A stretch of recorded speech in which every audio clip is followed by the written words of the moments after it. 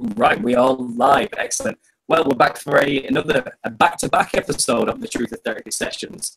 What are we on, episode 14 now? And I have with me on live. Excellent. Well, we're back for another back-to-back episode. Sorry, guys, I've got my own video playing in the background. But there we go. Right, so yeah, episode 14, and I have with me Jesse Spots and Meegs B. And this is something I believe you two follow each other's channels and know of each other, but this is the first time you've actually met and are going to have a conversation. Am I right in thinking that? Is that correct? Oh, yeah. Oh, yeah. Wait. Sorry. I'm doing the thing where I'm muting my mic as often as I can.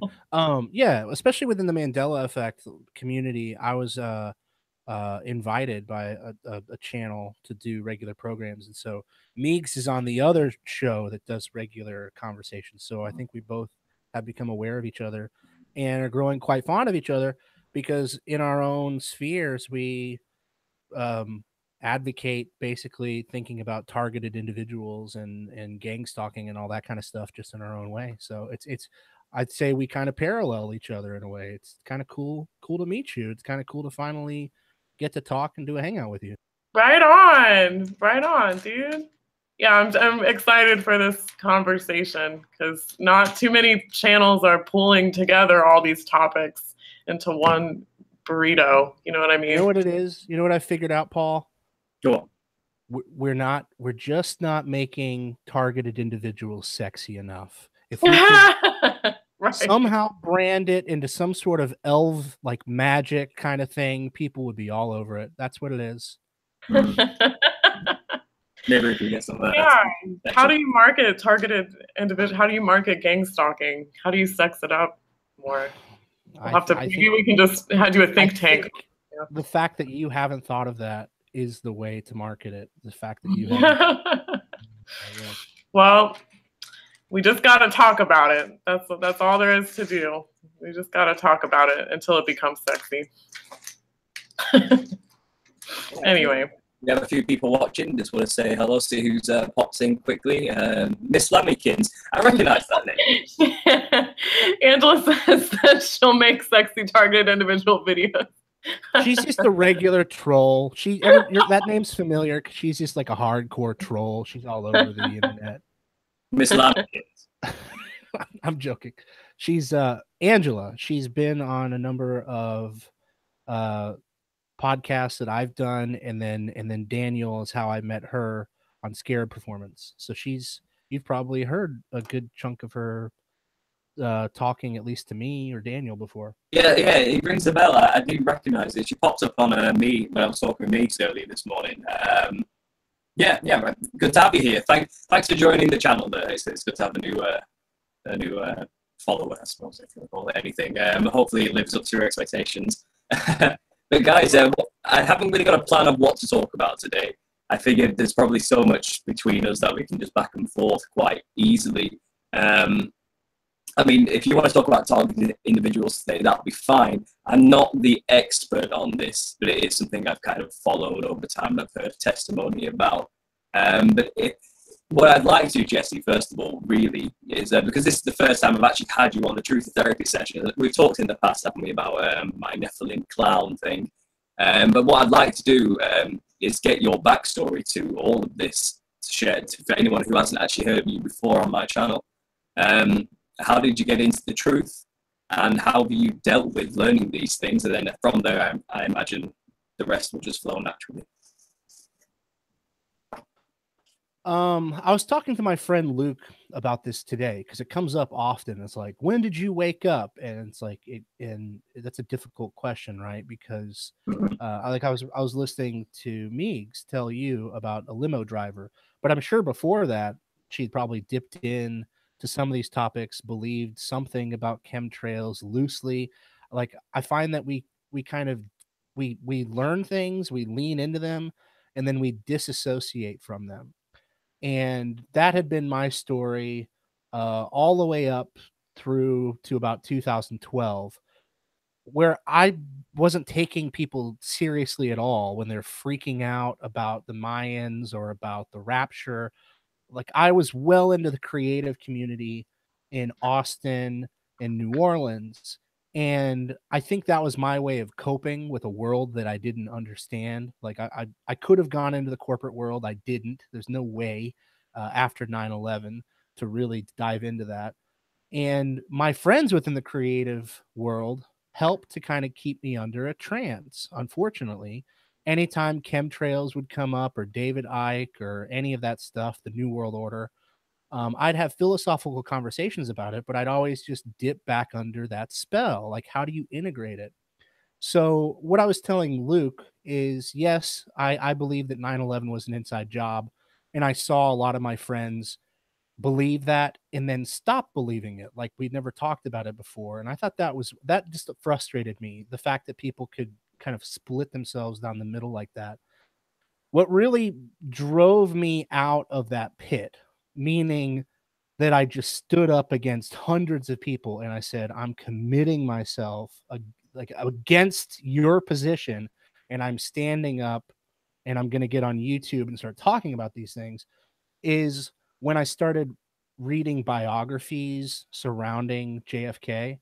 Because when you start looking into the lives of rich and powerful men, and you look at the business deals that they're doing, say in Saudi Arabia, or just the interactions they have in the CIA, it starts to become very undeniable. And in fact, I had this thing happen in the pit of my stomach, and I got overwhelmed. But I overcame that. I overcame. It was like I kind of grief counseled with myself, and I just picked myself up by my own bootstraps. And as friends called me a conspiracy theorist or crazy, I just outmaneuvered them. And JFK is not one that I talk about very often, but I just did the most research on that, reading like 30 books. And after that experience, there was no real way to disassociate and say, or what the TV is telling me could be true. And Right. so, and that's when Flat Earth happened. And that's when, Planet X, I have this whole Planet X chapter where I thought the sky was falling. Little did I know, I was actually looking at God just put me at the middle of this intersection at this perfect moment to kind of do what Paul is doing, and that's kind of guide people through it and make it sort of relatable. And that's I could come up with 10 different answers to that question, but that's the one that I really have to grapple with, that if I hadn't sat down and read a bunch of books, I could easily have dipped back in to another day. Oh yeah. Well, I remember when your channel appeared. I think you were making some kind of analogy. The first video I saw from you, and it was about the Breakfast Club and how the whole truth movement is can kind of be broken down into these characters, these type of characters. That's brilliant. Breakfast Club, and how obviously you have these controlled oppositions who bring up these characters in order to appeal to certain types of people. But also, I think you're also trying to explain how this can be used to our advantage, and the idea that the truth movement needs characters to reach different types of people. And I was talking about this with Meegs earlier today as well, actually, that that's essentially what works for some doesn't work for others. And as you said as well, Meegs, it's sad that people aren't pooling together more to try and show that, well, if you don't like what Jesse's saying, maybe you like what Meegs is saying. If you like what Meegs is saying, maybe you like what Paul's saying and how they say it. And there are choices and options out there, and many other people who can show you truth. If you don't like what one person says, try the other one instead. And obviously, we all have our people we follow. Every last one of us, I probably follow channels you've never even heard of, and vice versa. And what I aim to do is, well, let's try and get them all together, because we are essentially in this together, even if we disagree on many things. And obviously, we've had a bit of infighting in our culture as time has gone on, and I've seen a few fights between major channels here and there. And I just don't think it's productive. I think what is productive is real people having real conversations. So, yeah, Jesse, your work is pretty cool. I've seen you go through your transformations. I've seen over time, you've studied one topic here, you've dabbled in every other topic. But a few topics in particular which you are focused on is, I was talking about this before you came on with Meegs, is ideas of death fakers. or the cloning centers as well, which are really topics only you kind of focused on. I've not really seen many other channels out there that focus on these ideas. So do you want to expand on those ideas a bit more, and what made you kind of more inclined to go down that route, and obviously following Alex Jones and his gatekeeperish ways? Yeah, and I just want to acknowledge for the chat that we have talked about your current choppy audio. I think we're just hoping it kind of will settle out during the show. People in the chat are, you sounds like a robot and all this. Just pretend that it's not glitching, guys. Not much I can do about it, sadly. Maybe it's because of the time. Maybe my internet's been cut over or something. It's like 2 a.m. I'm not sure what the problem is. It should be fine. Yeah, well, and you know what? I want to add a stipulation to that. It's not that I'm the only one talking about it. It's that, in my opinion, and this is where the future of the truth movement is really going to start shaping itself, is that the sexier a conspiracy is, the more people turn it into like their thing. And it really comes down to people want to be a part of something bigger. I mean, that's everything. I want to be part of something that's bigger than me. And I've always struggled with that in the creative community and in the conspiracy world. If my gut is telling me to talk about death fakers, and I think that three of the biggest voices in the alternative media are death fakers who are secretly hoping to be exposed, I know that that's like a move that God can make to rattle Satan's kingdom. And I like that nobody else can see it. I've challenged people to compete with me on this issue, and nobody's stepped up to the plate. And I'm like hoping that they will. So it's not that nobody else is talking about it. It's just that you can't really form a community based around death fakers because it's not a flat earth, it's not a Mandela effect. But if death fakers start coming out one by one, I would speculate and say you'll start to see YouTubers all of a sudden pop up and make that their issue.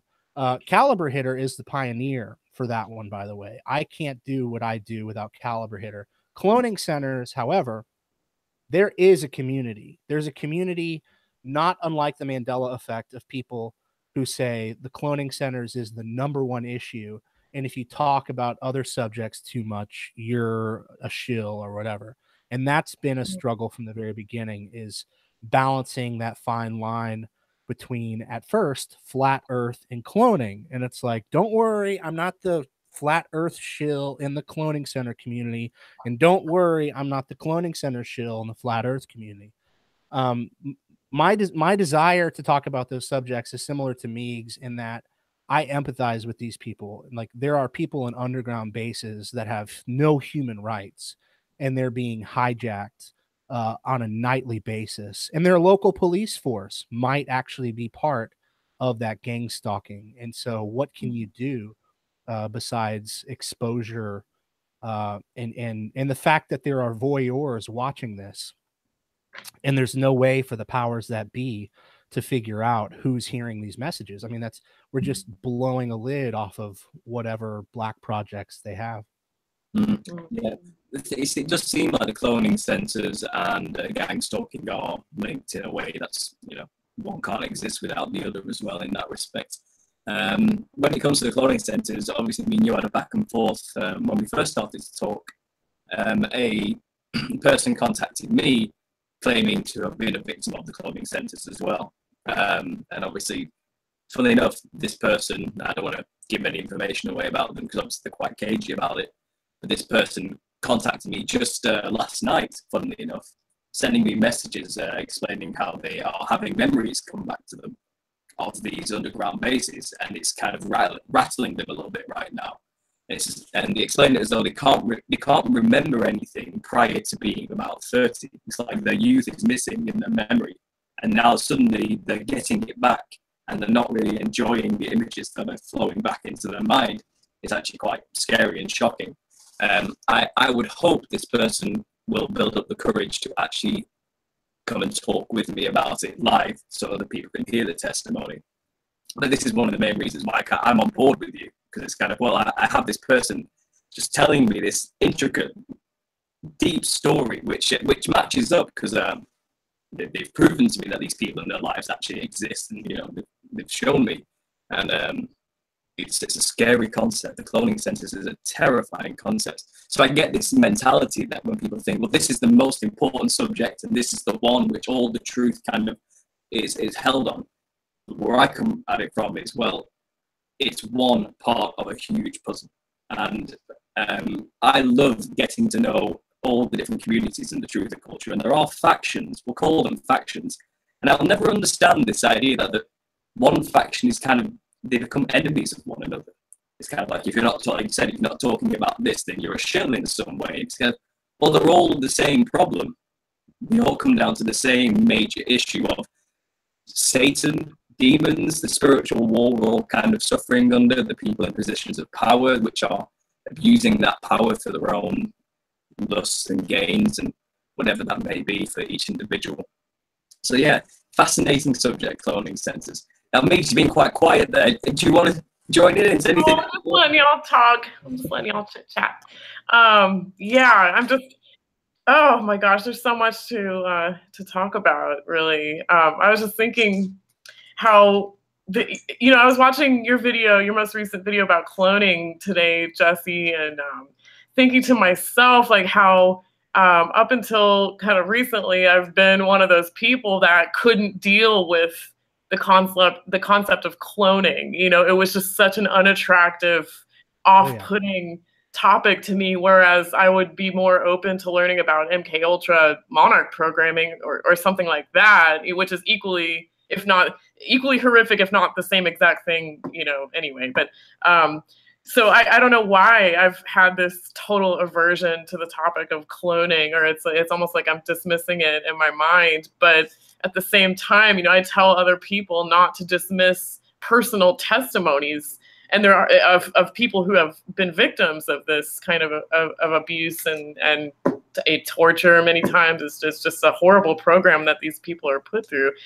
So it's just funny how you can be in one camp of the truther community and kind of just close yourself off, whether you realize it or not, to other topics which warrant serious research. So I've been looking more into cloning and stuff myself, but I think the problem for me was, I was telling Paul, I got so much into the Franklin cover-up and organized sex trafficking and MK Ultra monarch programming that it was almost just like that was enough for me, and I couldn't even have the mental capacity to deal with how do we calculate and cloning on top of that?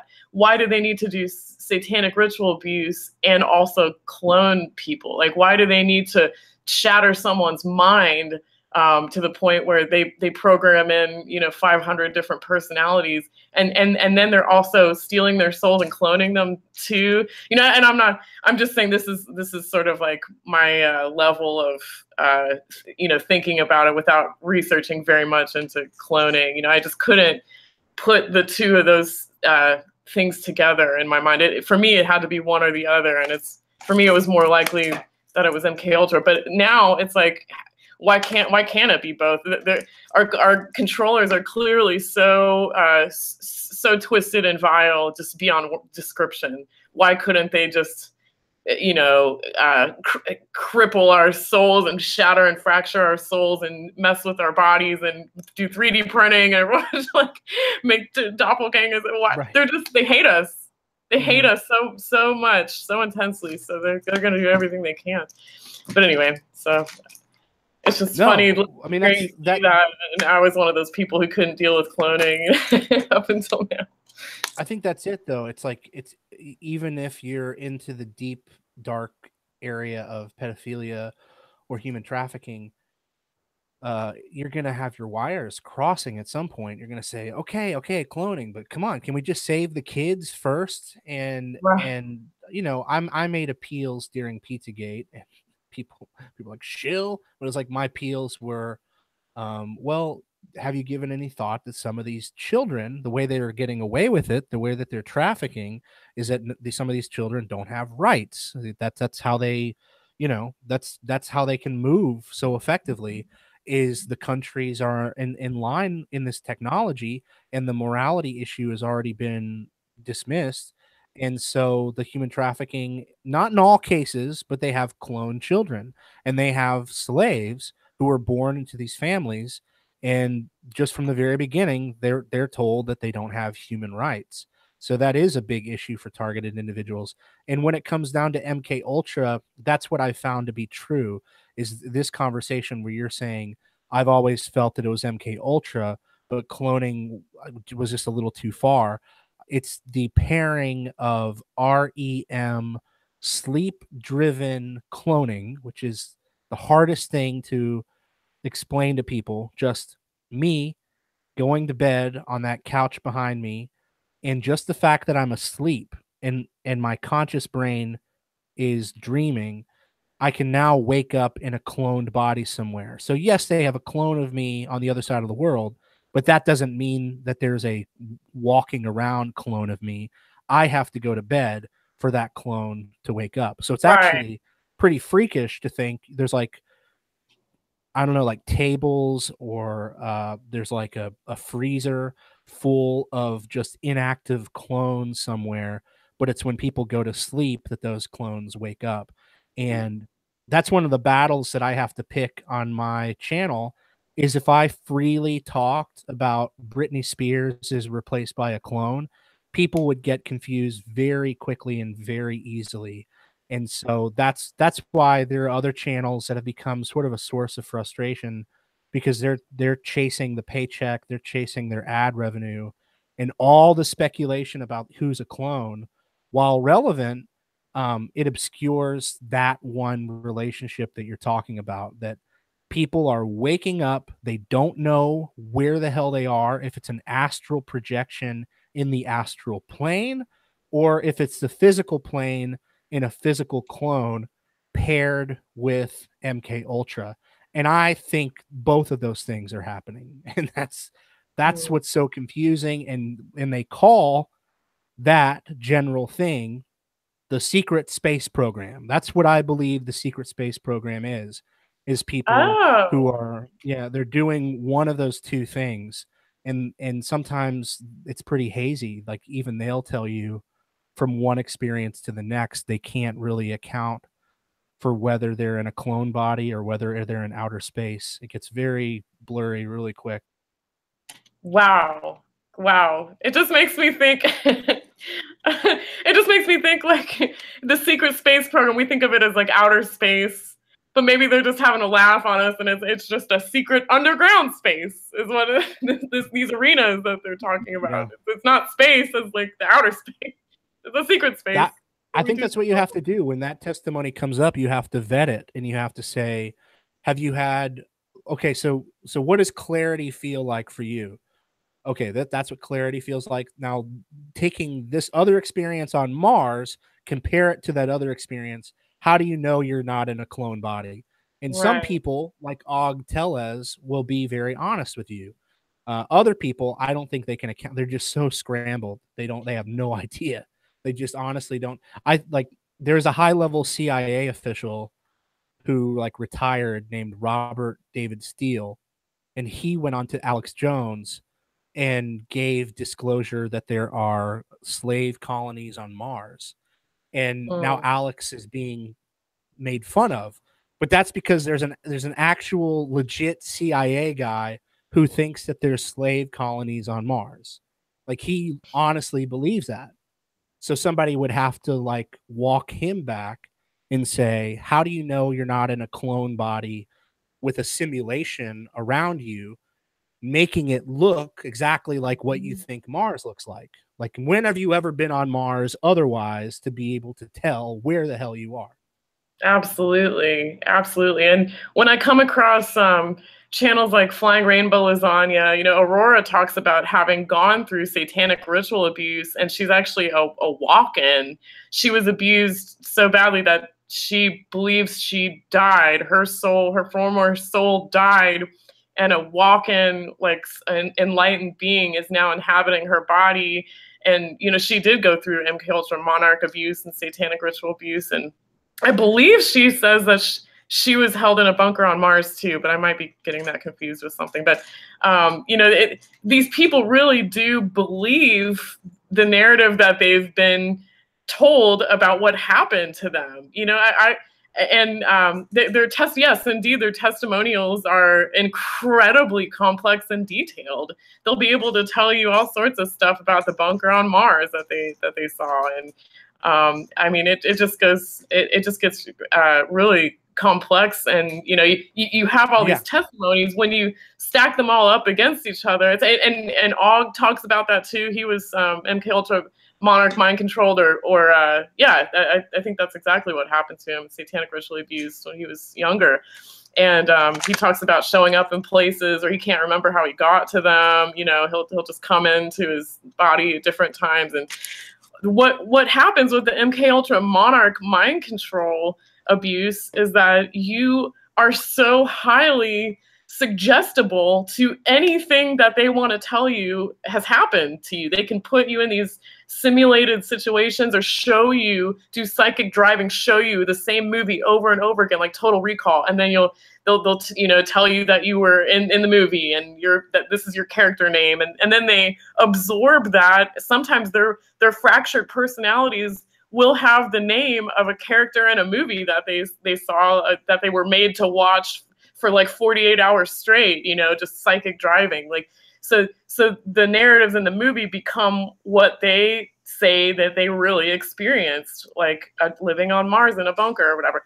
Now we know, you know, if you're a flat earther, you cannot believe that there could actually be a bunker on Mars, because no one can go to Mars, because it's most likely an illuminary, or, you know, it's in the heavens. It's not actually a physical planet that you can set foot on. Right. So there has to be a point where we say it's either or. Either these people really did go to Mars and they're in these cloning centers, or not, or it's completely a fabrication as part of the abuse.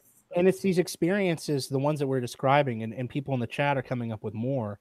These are the experiences that people are currently taking within the truth movement to actually build out their worldview. And so you've got people who are leaning towards alien disclosure. And then, of course, the people who say, no, those are demons. And I just want to point out a few more that get into this middle area that you and I are talking about. Max Spears, he died last year, and people around him will tell you what he was going through at the time. There's all kinds of speculation of how he was targeted or how he died. But I heard testimony from Max Spears shortly before he died that somebody was torturing him in the astral realm. He claimed that Michael Aquino was waking him up and torturing him. And his interviewer agreed with him and said, I get tortured by Michael Aquino every once in a while too. One of the I think it's Project Camelot people. I'm not going to be able to come up with their name off the top of my head, but we were about to reach out to Max Spears at that time because we were saying it's probably the cloning centers, and then he died, and then the big hubbub about that.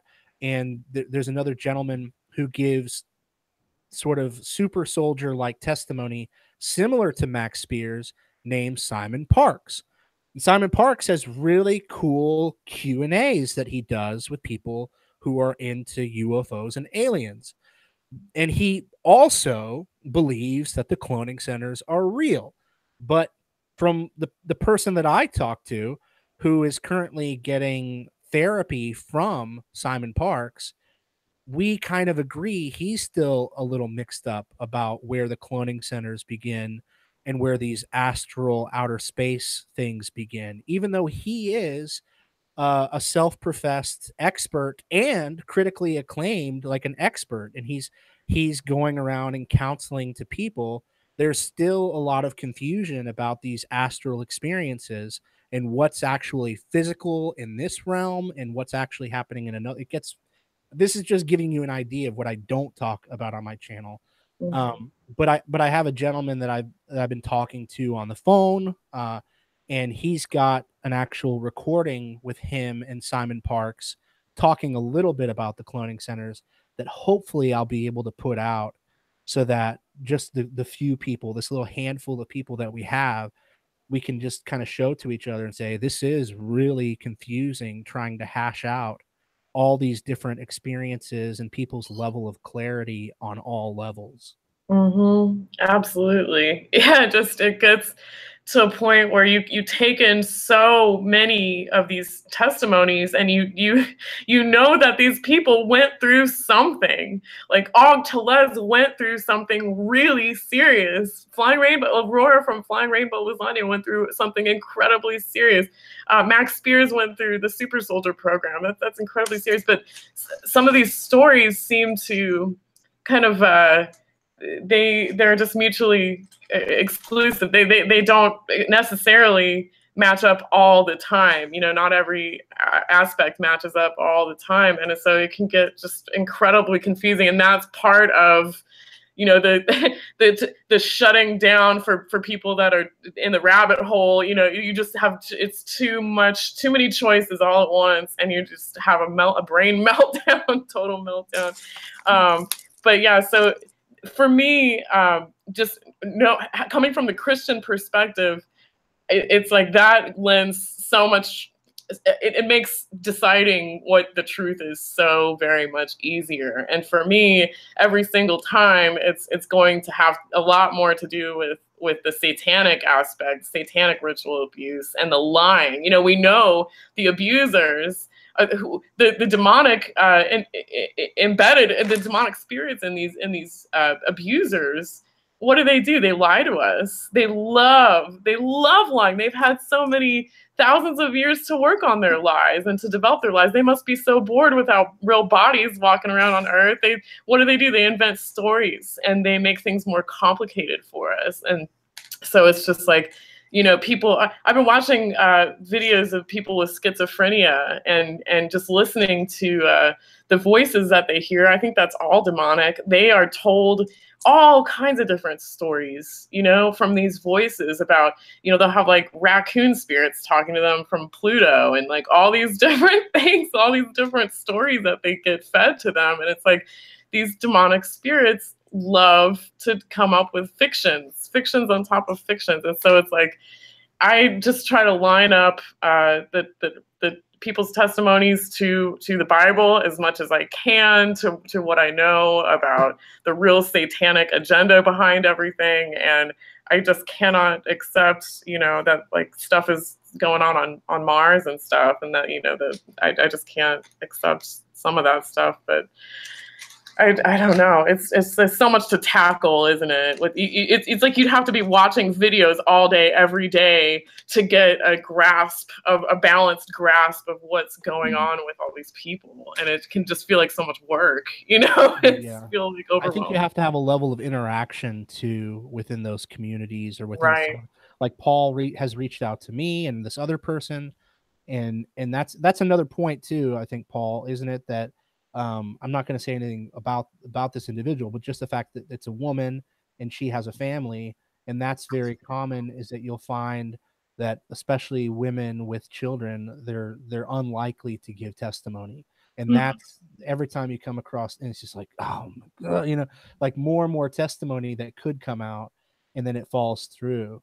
I have a really good friend. I haven't talked to her in quite a long time, who is basically in like something like the witness protection program, but not officially. It's that she had a really terrible experience with NASA, with an employee of NASA who essentially kidnapped her and fathered her child, and now she has a child, and she's camped out, and she interacts with the truth community, with Lift the Veil and myself, and I'm sure a few others.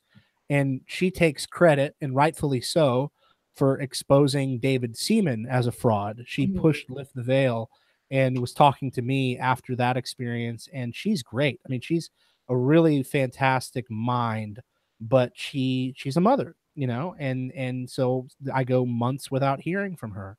And that's something that I think YouTube and live streams like this is helping with, is that next step of disclosure, where we're going to start hearing from people who have more to lose, people in the corporate world and people with families.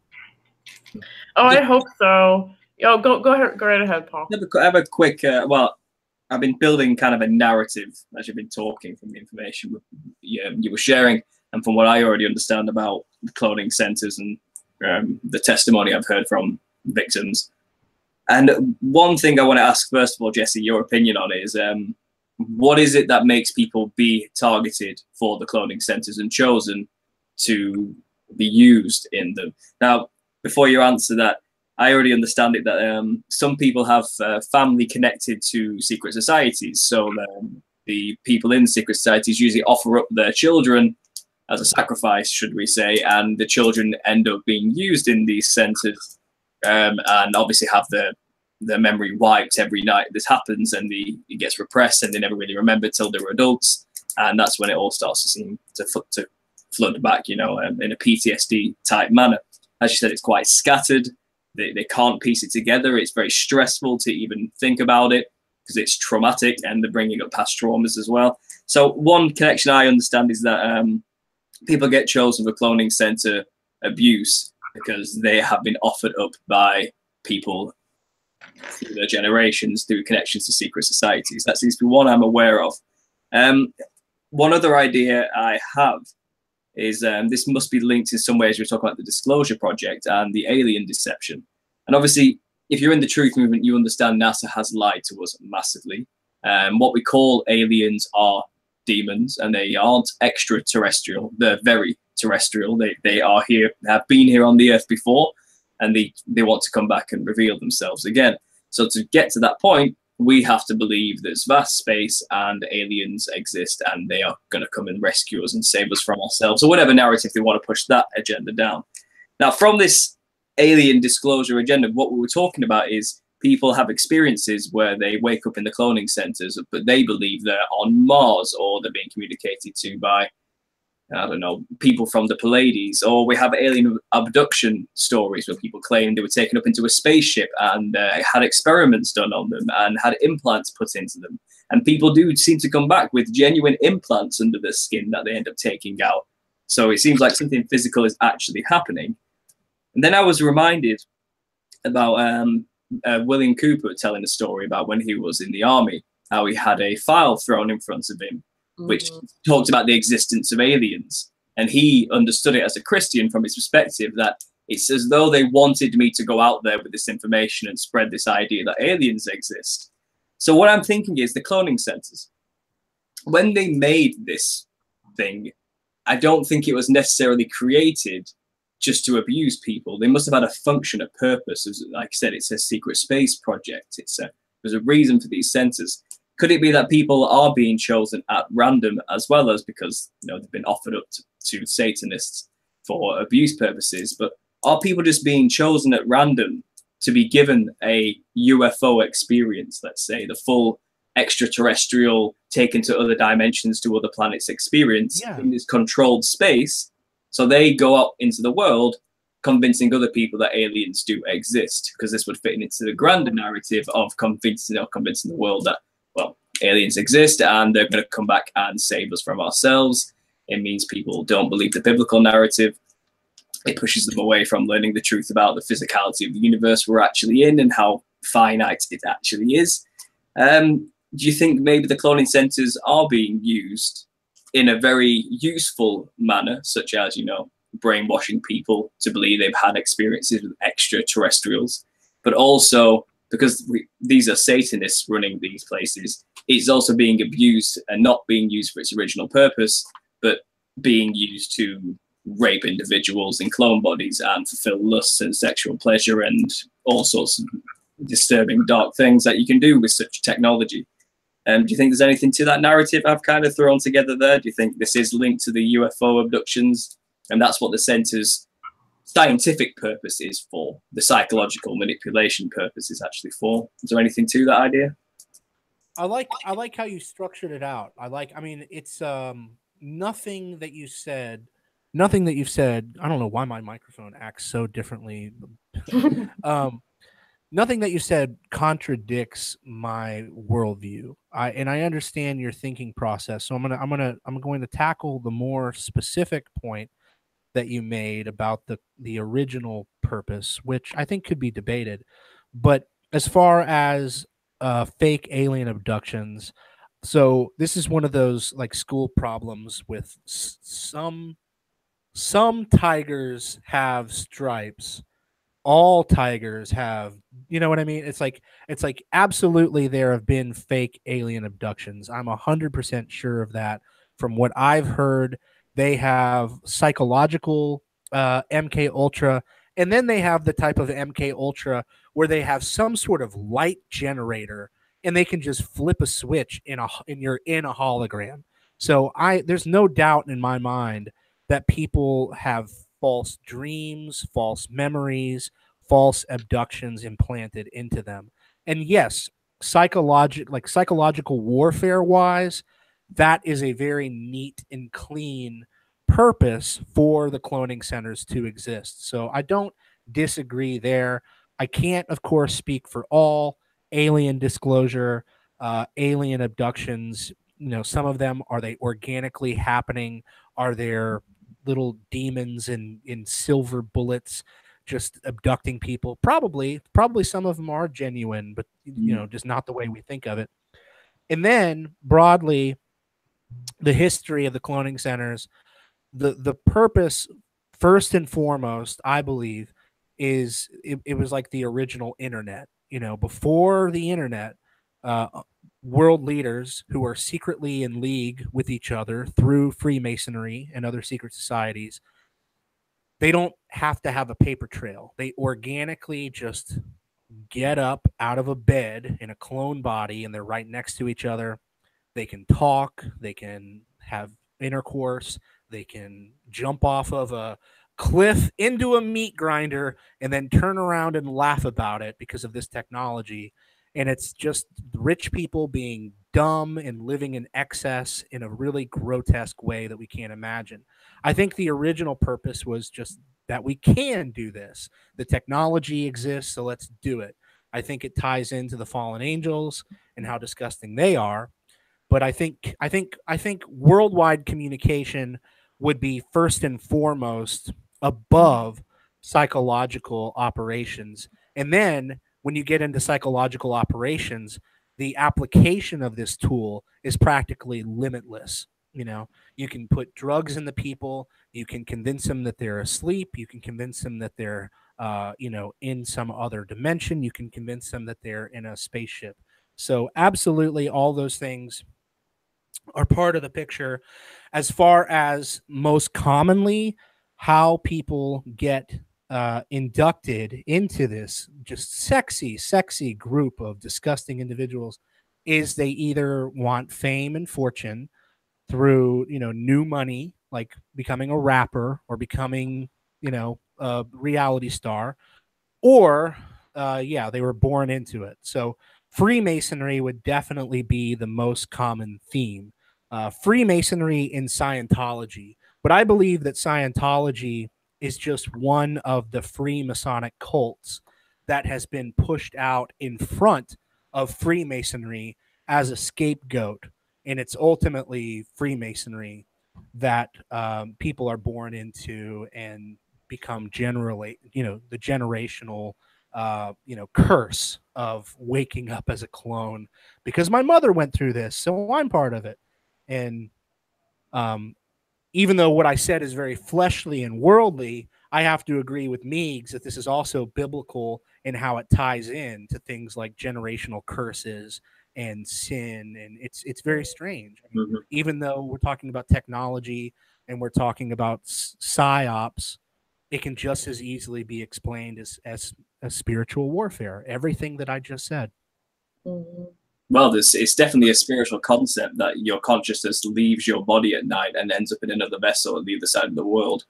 That has to be something. There's a spiritual element to this. Obviously, it seems like they're using technology to facilitate the spiritual aspect of all of this.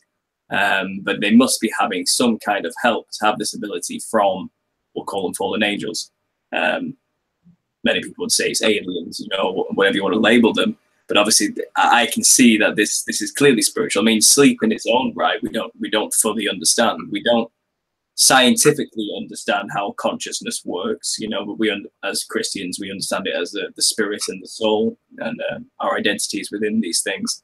And we understand concepts like astral travel and how we can leave our body and explore other realms. And we understand the beings that are in these other realms as well. So, you know, if you're ignorant to these things and you come from quite a secular minded worldview, then when you leave your body during sleep and end up in this very bizarre looking realm and you are being abused by entities or experimented on by aliens, let's say, how would you know the difference that you weren't taken into a spaceship?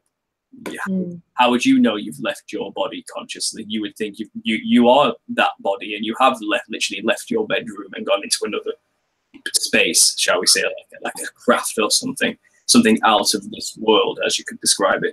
Yeah, fascinating subject. Obviously, I'm not the expert. I'm just riffing on what you've given me here, and you obviously Jess is the expert on this one, as far as I'm concerned. No, well, I think in almost every case, it's experience and this type of conversation, this level of hashing it out and saying, how do you know? Well, how do you know? And you know, in most cases, we would be taking somebody who has testimony, and we'd be trying to work through their MK Ultra. And in this experience, it's almost like the three of us reporting back from our own experiences, talking to people and saying, here's what I found, here's what you found. Well, the person you talk to, how do they know that they know? You know, this is exactly where I'd hope that we would get, that we could just, you know, this is clarity.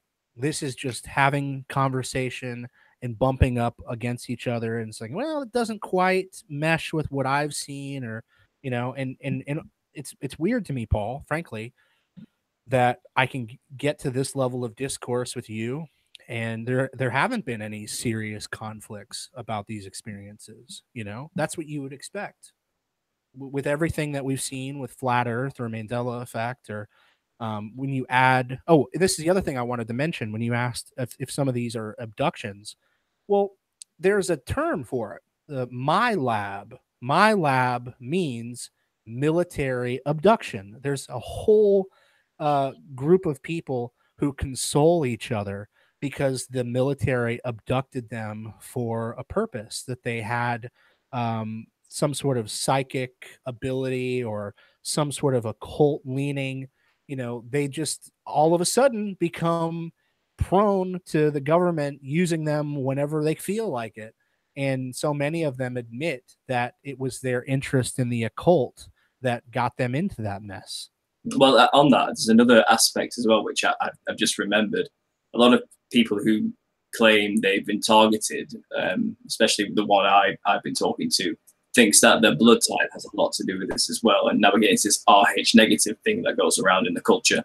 A lot of people talk about having some kind of Nephilim blood, shall we say, or links to these ancient gods of the past. And it's only people with a certain blood type are targeted. Is there any credence to that, do you think, or what would the reasoning be if that is the case? You were talking about that a little bit on your last broadcast, right, Jesse? That that it doesn't ultimately matter.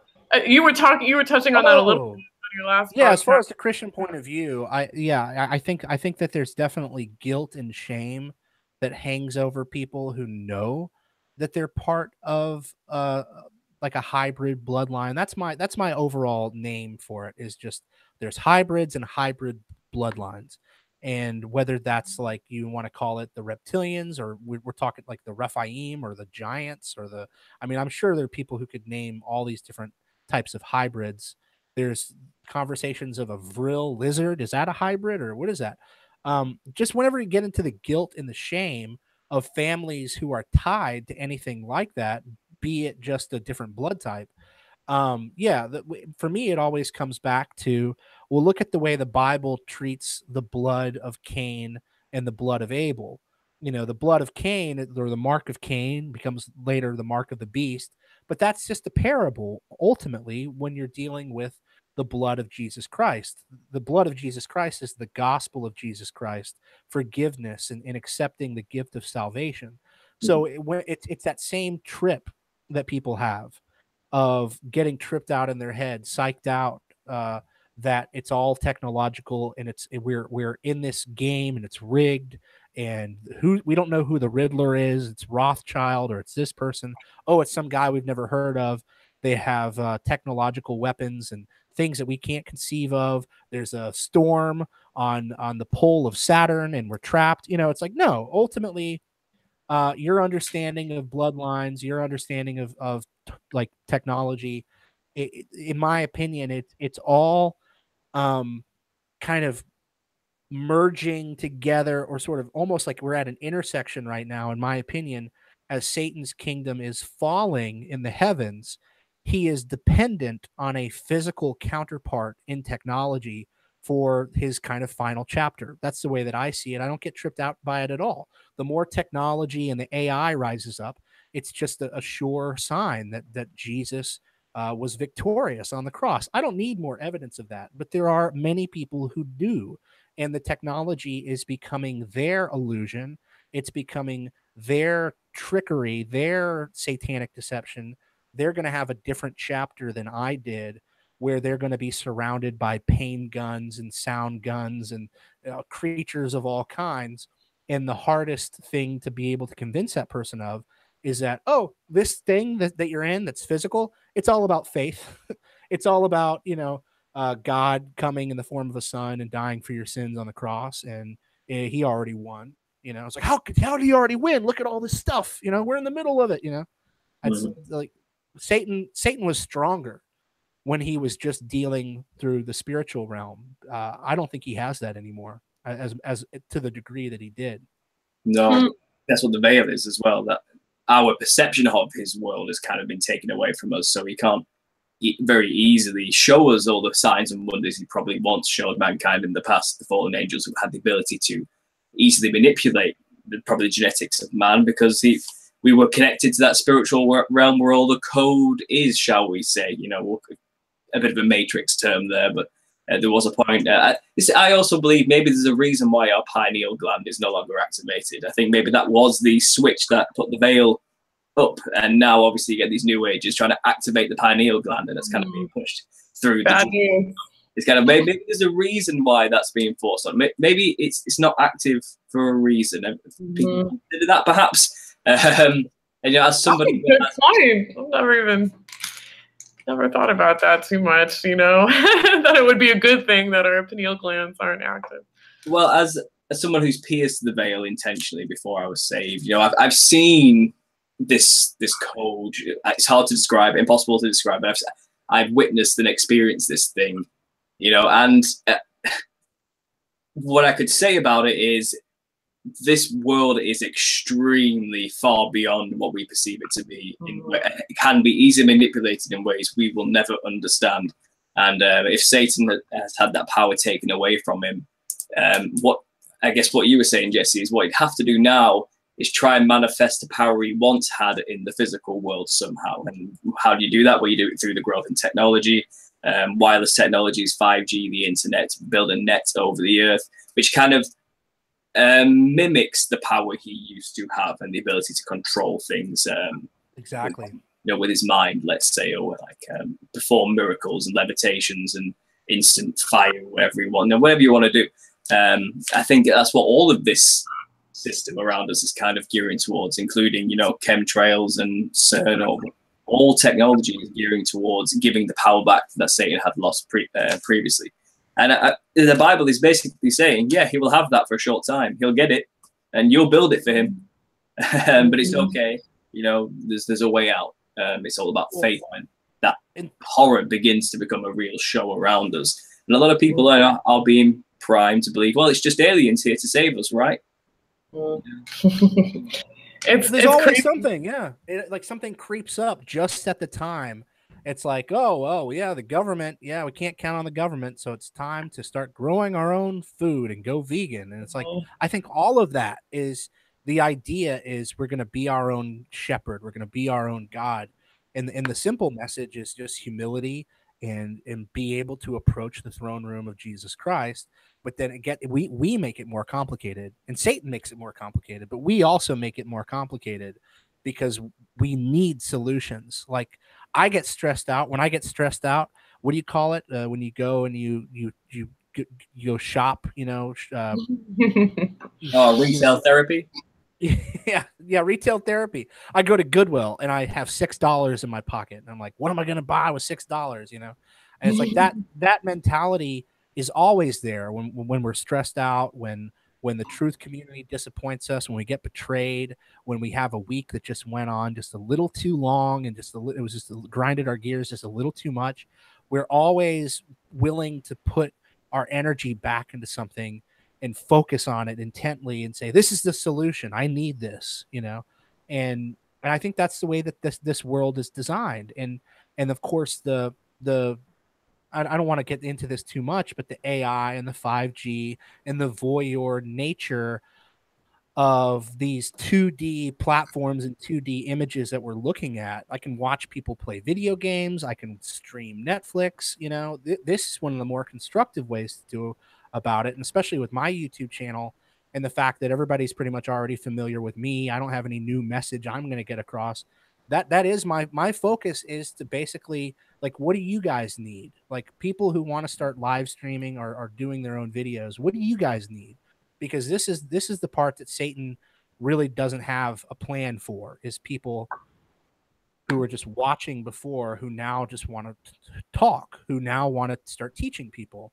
Is I just want to be available to people with small and mid-level platforms who want to have a following and be able to spread these types of messages. And the technology is a real trip, and you can see how whole communities are going to form just around the movie The Matrix, and that's going to be their Bible. But my argument is, take your Bible and look at The Matrix through the Bible's lenses, whereas most people are taking the movie The Matrix, where that entered their life in 1999, and now they're looking at the Bible through those lenses. Right.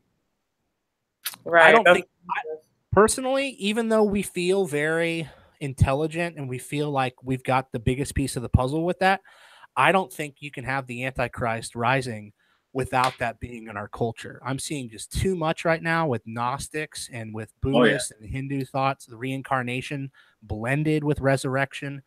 The Matrix, we really have to start tackling the Matrix and showing people just how dangerous a lot of that blending and merging stuff is. Amen to that, Jesse. Yeah, I see people get stuck in that trap constantly, and a lot of truth channels will tend to favor like the Matrix / create your own reality vein of thought, vein of theory about our reality, because they can intellectualize it. It sounds so much more intellectual to talk about that as opposed to the Bible, which again, it just makes, for most people that aren't familiar with how profound the Bible actually is, it just makes you sound like you can't hack it in the world of truth. So you have to run to your little Bible and be a church lady and just parrot Christianese and stuff. But no, it's just like the over intellectualization going on with this like Matrix reality, create your own reality, Dolores Cannon type school of thought. It's just an ego trip. It is just one big massive ego trip, and if I have no problems personally with people who communicate, who put forth narratives like Og Tellez, but if you can get stuck, like trapped in quicksand, if you try to analyze this and present it in a way that makes any sense, and then you're just like trapping yourself, and it's like an intellectual challenge to be able to communicate this and sound superior, and I don't know, it's just, in the end we must humble ourselves enough to realize that there is actual truth in the Bible, even though it doesn't sound sexy and cool like a Matrix reality. It's not going to sound cool ever. In fact, it's going to alienate you and make you sound like another one of those Christians, another one of those.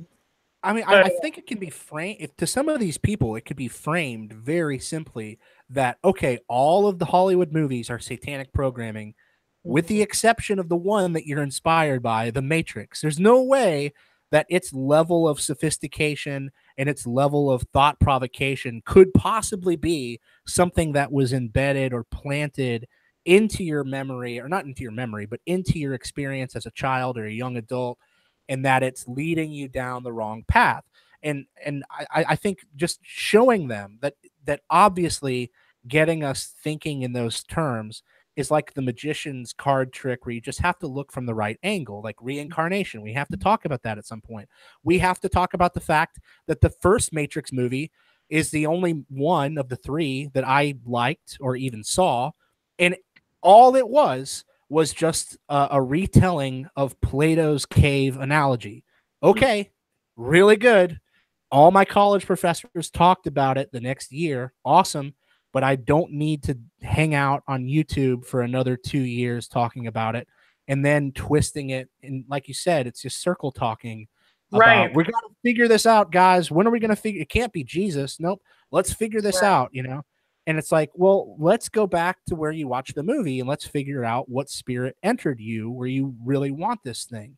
Because we go back to Plato's time, and you have to remember that what you're talking about is a form of sun worship. Plato's cave, they left the cave and they found what? The sun, which represents knowledge, which represents gnosis. So that's where you're beginning with. And it's a really good symbol. And it's inspired me in high school. But the more you go and actually unpackage that these men are sitting at the temple of Apollo while they're talking about this, let's figure this out. If this Apollo symbolism maybe has something to do with Satan, and maybe the passage in the book of Revelation about Abaddon and smoke rising from the pit could possibly have a parallel with the Oracle of Delphi, who had fumes of smoke rising when she gave false predictions to men who then colonize. It all ties together. It's incredible. And the people who are very enlightened pushing the Matrix simulation, they think it's close enough to Christianity that we're not going to say anything about it. That's where it kills me, because then they insert Christianese, and they twist the Bible verses to suit their, their for lack of a better term, new age, create your own reality ideals. And I hear this constantly. It just drives me insane, because you're taking those verses out of context every time and twisting it to, like the Gospel of Thomas type thing, God's inside you and all this stuff, and well, that's a whole other, we just have to hash it out. We just have to have that, we have to find very concise conversations and strongholds and point out, this is sun worship that you're engaging in. This is gnosis. Are you a Gnostic? Just be honest. Don't pander to your audience for this long and not tell them that you're not quite Christian yet. Just tell them that you're not a Christian or that you're working on it. And it gets further and further. It's just like, I don't see how we get to the Antichrist without these people. It is part of the narrative. You might as well put Buddha on the cross at this point. Well, that's obviously blasphemy. So let's figure out, what's the difference between Buddha and Jesus? Is there a difference? I think there is. And we're just going to have those conversations, but it's not sexy enough. Right. And that's the dilemma for a Christian, is how sexy do you want to get? And it's like, well, I don't think God wants me to get sexy. I don't think God's waiting for me to get sexy. Right. Well, I mean, it really, it just stuns me still. I kind of noticed right away when I was delving into the new age type thinking, where you have a collective consciousness and, Christ consciousness and what are all the trappings that go with creating your own reality school. I realized that there was no ultimate morality involved with that. There was no consequences still. It was still a do what thou wilt type of mentality. And that's so, where do you go from there? There's still no hope in that kind of thinking, where you're creating your own reality. So what? What are you going to do with it? What is the purpose of that? And I realized to take it one step further, even though it wasn't sexy at all, Jesus had the only source of real truth. And I saw this because I understood that to really fulfill our purpose in life, we're going to have to abide by a set of ultimate rules, put forth by our Creator. He has a purpose outlined for us, and he also has rules for our behavior. The Bible is a manual for human behavior, and it is a truth that all other issues can be stacked up against and checked and tested against, you know? And so for me, I realized that the sexy new age type thinking was great, and it was wonderful, and it was fun to try for a little bit. But when you really want to get your S together, you're going to have to change your lifestyle a bit and acknowledge sin, repent, stop doing the things you've been doing that have led you, you know, to pitfalls in your life. You have to shape your behavior. I agree, but I think you can make it even simpler for that. Is like you said with New Age, it's, you know, everything that you just said, and it's flirting. You're just flirting with possibilities. You're flirting with your imagination. You're going to this buffet of tangible spirits, very tangible spirits, and you're saying, I'm not really ready for Jesus yet, or I don't believe in Jesus, but I just want to flirt. I'm not, you know, but I'll take it one step further than you.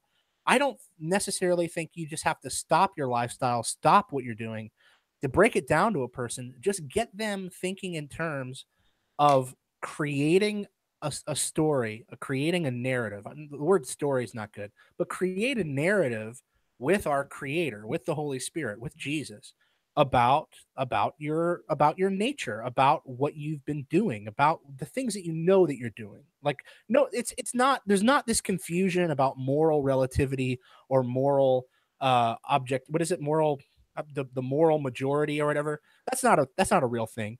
People have a check inside themselves, and they know when they start drifting. So it's not necessarily stop what you're doing right now. If people have addictions, you know, and Paul is like, I think maybe 40 days into stopping from cannabis, which is amazing. Yeah. Addictions tend to have a root problem, like a root frustration or some sort of a common something like depression or guilt or shame or whatever, like the addiction's on top of that thing. When it comes to things like shame and guilt, when it comes to pity, you can't tell a person to just stop pitying themselves, but what you can tell them to do is start creating a conversation with your Creator. You know, that's what prayer is start just talking about it, start saying, I really want to change, God. And that, I think, is what true repentance is, and being genuine about it, and knowing when you slip and not allowing yourself to slip. Or when you do, be honest about it. When you start lying to yourself about slipping, that's part of it, not just cold turkey. And so, yes. And what you're talking about is coming to the knowledge, no, not coming to the knowledge, coming to the common sense that there is something absolute, that there is a single Creator. And I want to point out also, when it comes to the Matrix and when it comes to the Oracle of Delphi in philosophy, Plato and Socrates, their entire system that they set up in Greece was about questioning the absolute. Philosophy is sort of the rejection of anything absolute. They accepted uncertainty. They accepted doubt. And when you start buying into that Gnostic or Eastern style of thinking that it started merging with, you're basically rejecting the absolute. You're bringing uncertainty and doubt into your life. And are these not the things that we see plaguing the Mandela effect community? Just people constantly flirting and just shamefully going back to the trough of doubt and shame and just cycling through it, talking in circles over and over. Well, just accept that there's an absolute truth and there's an absolute Creator. And ultimately, that kind of makes Plato and Socrates and Plutarch look like a bunch of idiots, just doing a bunch of homosexual activity in Greece and sitting around in the temple of Apollo, which before that was the temple of Gaia. So that's Mother Earth. I mean, I'm going to start unpackaging this stuff soon, but it's really quite ridiculous when you get God laughs at the wisdom of man. You can sound intellectual, but still be a complete and total fool in reality if you reject the God's. Because we talk about the Mandela effect now and all these Gnostic ideas. One of my first videos I ever made about the Mandela effect was with a New Ager. Subtle Infinity, I believe his name went by. And my idea was, well, me from the Christian perspective, I'd rather get some, balance in this discussion. We're going to talk about this brand new topic, the Mandela effect, that's just appeared out of nowhere. You know what I mean? So let's talk about it. I'll get the New Ager on to talk about his ideas, what he thinks it is as well. And what you were saying basically is, I couldn't understand a word he was saying. Now, I understood the words he was saying, but the way he had strung his sentences together was basically a psycho-babble word salad of just nonsense. It was just nonsense. Like, it didn't mean anything, but it was this false intellectualism you were kind of talking about. And Yeah. one thing about this holographic universe idea, like I said, the Mandela effect community, you have the Christian Mandela effectors, and who do flirt with this you create your own reality is malleable idea, and it's all kind of an illusion. But then you have the new age Mandela believers, who are these people who fully have doubled down on the idea that nothing is real. The only thing that exists is my consciousness, and I create my own reality through my thoughts and actions, and essentially I am God. And obviously it's a shame that the truth movement is in those two camps with any subject. They wouldn't agree with you, Paul. They would not agree with you that they're saying that they're their own God. But you know what I think that people would be afraid to agree with you about is how commonplace goddess worship is. I think goddess worship is crippling people. Oh yeah, well, and a lot of men worship with Mother Earth. You know what I mean? It's worshiping creation over the creator at the end of the day, which is what we are. We are creations, and essentially worship themselves more than they worship the idea that there is a creator. And this is one thing I can never understand, even when it comes to the holographic reality idea. I mean, if you look at the Gnostic idea of the Matrix, all it fundamentally means is God is a cruel, evil, vindictive prison keeper who created this horrible world for you to keep you trapped in, which you need to free yourself from. And that is basically the way Gnostics interpret the Garden of Eden story. You were created by a cruel, vindictive God who just wants... Yaldabaoth, or whatever they call him. Yeah, he just want to keep you trapped in this prison, you know, and they want you to be docile and stupid like animals. He doesn't want you to have the knowledge, because he knows if you bite this apple, you know, you'll be like him. I'll free you, you know, and Lucifer's the savior in this ideology. And this is all the Matrix is a rehash of, you know, mankind is trapped in a prison holographic world by robotic monsters who just want to feed off their energy, you know what I mean? And these are their gods. And if you consider yourself in that kind of world, I mean, I always hear people who really believe in this idea that obviously the world is run by archons, is what they call them, these negative energies, these negative entities, and they use us, they recycle our souls when we die through the moon, I've heard on many occasions, and we end up coming straight back. You know, don't go towards the light is what they tell you. It's a trick, you know, it's a trap. They're actually trying to bring you back into the earth and then use you again for harvesting your soul energy or something. It's just gibberish, basically. But the fundamental line of all of these belief systems is our God is evil. It's basically the idea that all of these things lead back to this fundamental idea that we need to rebel against our creator because he is evil. Which is a shame, because the Matrix, you know, is talking about the world we live in on a day-to-day basis. And this is God's creation we're talking about here. The complete and totally denying God's creation. And we know God exists through the things he has made. It's in the Bible, it's quite clear.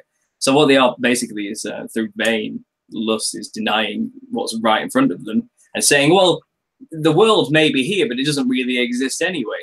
It's all empty space. It's all just an illusion. It's all just a bunch of waves, you know, and it only exists when I look at it, which has some kind of scientific observable truth to it, sure. But many people, you know, if you accept that there's a creator and reject him, that's better than just saying, well, there's no God at all.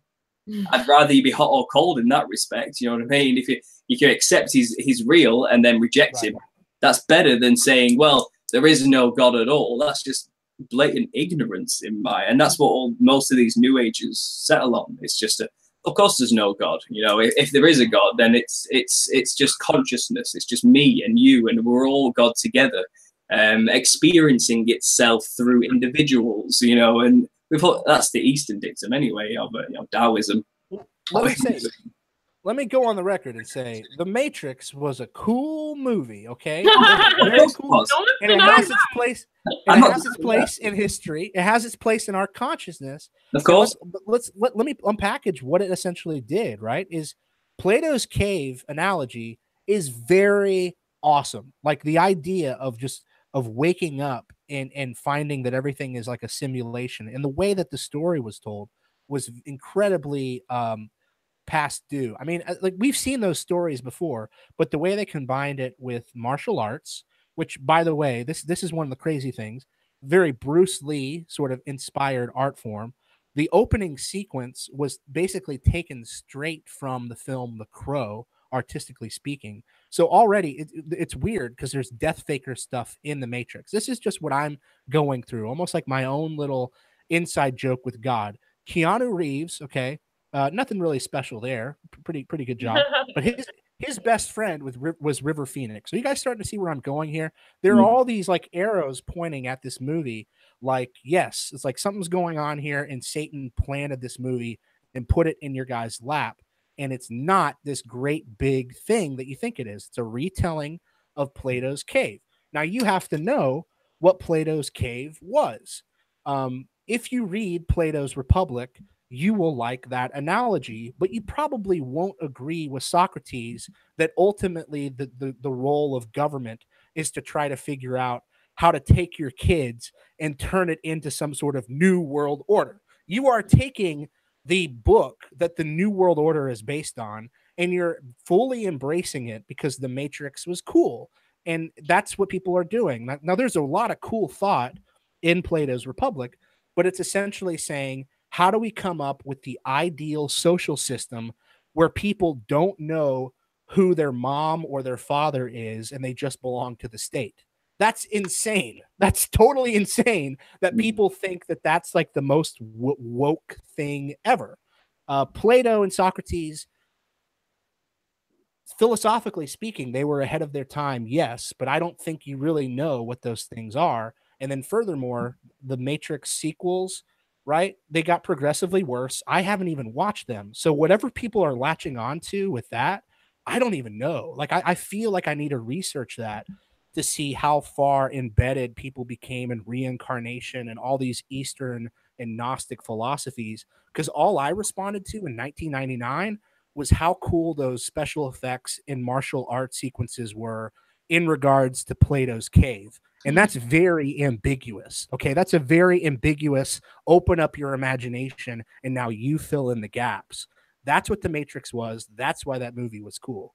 Well, I guess we're arguing between the exoteric and the esoteric meaning behind a piece of artwork. So The Matrix, exoterically for most people, is a cool special effects movie with some awesome fight scenes and some pretty deep, trippy concepts to think about maybe for a month or so before you move on to the next thing. But esoterically, it's embedded with the Gnostic ideologies, occult belief systems, and a preferred world, essentially, that they want us to believe we live in, or maybe they would like it if we were all some kind of slave race in a holographic universe they could drain our energy and feed off. Maybe that's metaphorically speaking, of course. Can you answer this question? This is just a simple question, then we move on to what you've got. Why do people who openly admit to being Gnostic or Gnostic Christians, why don't they think of themselves as occultists? Is there a general or broad answer to that question, or is it just a gray area? I wonder that all the time. I really don't understand why intelligent people of what seems like sound mind could continue to call themselves Christians, but to be all about the Gospel of Thomas type stuff, you know? Well, I really don't. Is that what it is? It's like a choose your poison kind of thing. Like in my household, we had to get rid of the dream catchers and Native American influences only because deliverance pastors were saying you are taking on demonic contracts when you have those things in your home. Could it just be that people are holding on to that types of, you know, when I was a kid, we used to go to North Carolina and we collected these Native American things. And like, I think shamanism is a good example for what people don't currently want to let go of. They don't think of that as witchcraft. They don't think of that as occultism. Is that what you guys are seeing too? Right. Yeah. I really don't understand that. All I can come up with is, you know, the Holy Spirit gives us discernment to understand what it really does mean to be a Christian. I don't know why somebody sort of dabbling in the occult or, you know, more Gnostic type teachings, I don't know why they would jump on board the Christian, the label of being Christian. I don't understand the appeal of that unless you're born again in Christ, not just flirting with Christ consciousness. I just sincerely don't understand that. And even in the Mandela effect community, I mean, I have respect for these people as people, but the Harmony Mandela Effect guys, Stasha Erickson, are two people in particular who do this, who label themselves Christian and even went to Bible school and got their ministry degrees and stuff in Bible, you know, whatever they were learning, Bible scholarship or whatever, but they still do this Gnostic type teaching. I really don't understand that, but all I can say is the Holy Spirit gives us discernment. The only true Christians, I do believe, would consider themselves to be born again, you know, and in that case, you're living your life for Christ, not trying to, you know, get people on board with these Gnostic type teachings. It's not about the teachings, it's about Christ, right? Yeah. So I believe personally, it's kind of the idea of having your cake and eating it, or the kind of the different right. Like, oh yeah, I believe in Christ, I'm saved and everything, but I know I just want to play around with this over here as well. But as long as I have one foot over in this section as well, I should be all right. It's like that's kind of the right. I haven't really chosen a side. Still, they're still in that point where they know the truth, but they still they're being seduced still by that side, and you know, eventually, you know, it will bite them on the ass, and they'll end up learning a lesson and probably, hopefully, going back to Christ in the end. But it's just it's a process, I think. So that's why I mentioned this. That's why I mentioned this about the Matrix, because the more you look into the Matrix and how it's not just this fluke of a really good movie and a bunch of bad Illuminati movies, it is like the quintessential Illuminati movie leading to the Antichrist. It points back to Pythia, which is what the spirit of Python is named after. False teaching can loosely be called the spirit of Python. So all the things I've said about the Temple of Delphi and Plato, all that stuff is the spirit of Python. There's no way to get around it. It's really interesting. False teaching is what the Matrix is. I mean, like, there's an oracle in that movie. Neo goes to this woman. She's got smoke rising from her oven and smoke rising from her cigarette. And in Latin, I don't know why Latin, it says "know thyself" in her kitchen. You know, after the little Buddhist boy with the bending spoon. Yeah. That's what was inscribed on the Temple of Delphi. And superficially, as an atheist, I took inspiration in that because I thought these were men who really cared about the truth, and they were looking for something absolute. But if you really go looking, these are the exact men who rejected the absolute and said, let's engage in circular conversation and let's accept uncertainty and doubt, and let's keep trying to find a consensus. Let's keep trying to find, like, they're just playing in intellectual pride. That's all that they did. And Satan loves to fuel that in us. Yep. I mean, he was the biggest ego, you know, that God ever created. He is just the embodiment of ego, the complete opposite of pride. And he loves to manipulate humans. He loves to manipulate God's creation, feed their ego to the point where we become spiritually blind. We become blind to that desire in ourselves. He likes mixing and blending of doctrines, the ecumenical movement, blending of genders. And so the Wachowski brothers, what do we know about the Wachowski brothers who made the Matrix movie? I'm sorry. They are now the Wachowski sisters. Something is going on there, people. Yeah. There's a big red arrow hanging over this thing. Nobody's saying it's not a cool movie.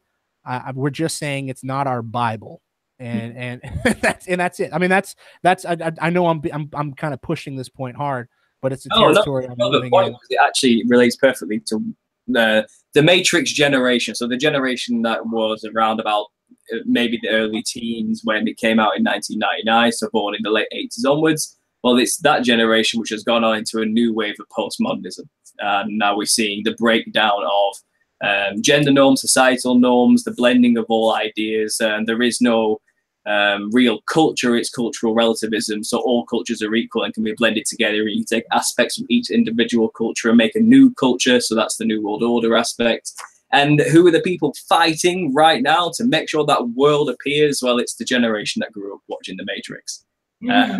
So essentially, the postmodernism is just a rehash of, like I said, Neoplatonism, we'll call it, or something like that. You know, it's these ideas from the past rehashed over and over again, and every time it's the dissolution of norms and morality, standards. Especially in the art world, we see the standards dropping dramatically because it is a postmodern idea. Which, you know, I think it was Derrida in the 70s who popularized this, and then he was kind of, well, the modern art movement happened, and we know what that's all about. It's ugly, it's disgusting, it makes no sense, it's pretend. Oh yeah, Rothko and all that. Yeah. Oh yeah, yeah. And, you know, people just talk gibberish and mash a load of words together, and that sounds intellectual about a blank canvas. You know what I mean? So it's lazy. It's just basically a massive deterioration of society, through and through, all facets of life. Like waking off of your own ego.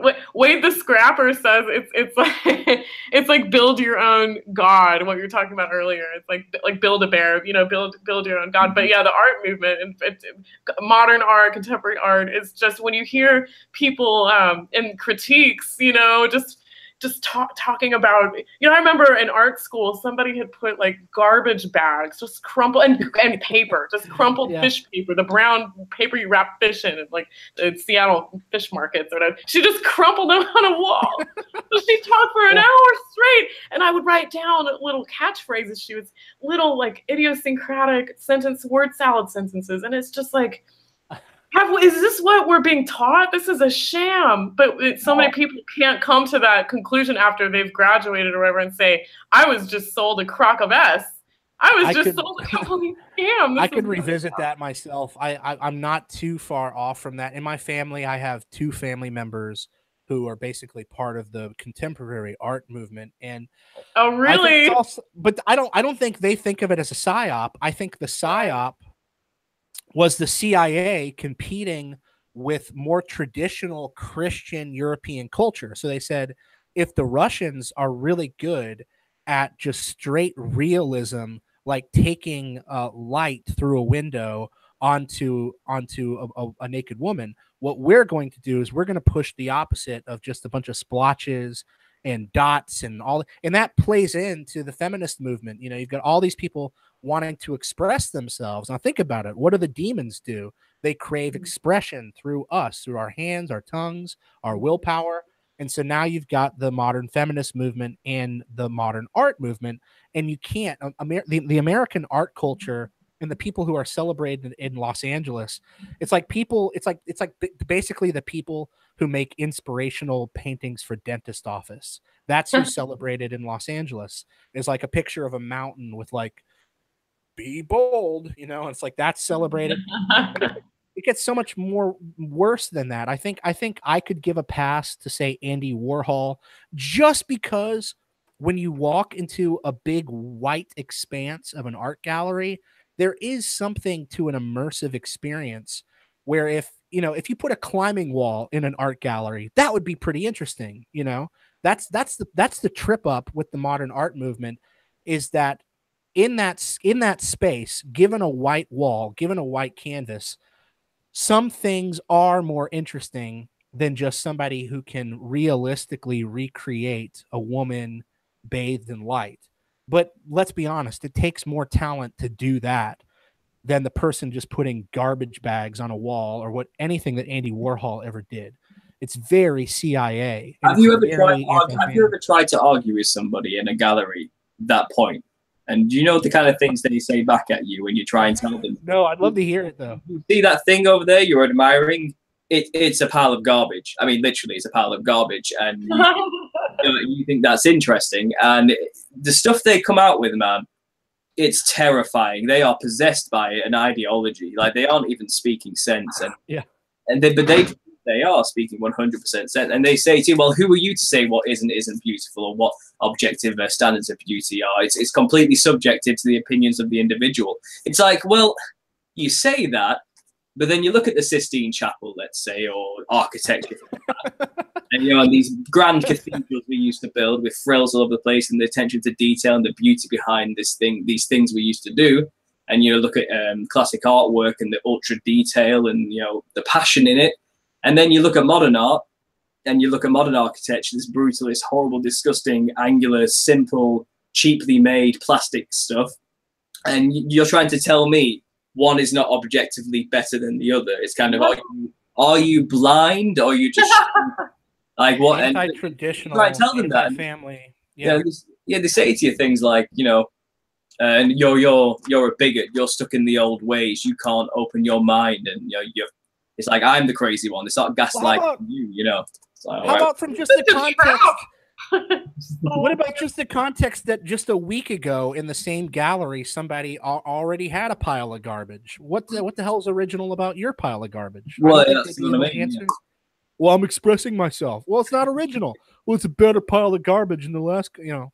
Well, I've got this is the last thing I want to say about the modern art movement. If you just want to get grossed out by what happened, what we let happen in America and the UK, Yoko Ono. Now, I'm not talking about Yoko Ono screaming and calling that art. I'm not talking about when she puts a sheet over a kid's head and lets him dance around like ghosts and calls that art.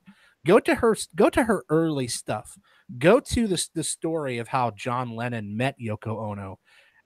Supposedly, John Lennon was just, he was intrigued by this woman in this mysterious art exhibit that she was setting up for the next day. And he asked her, "Is it okay if I interact with your exhibit?" It was just nails in a board. And you go up with a hammer and you start nailing nails into a board.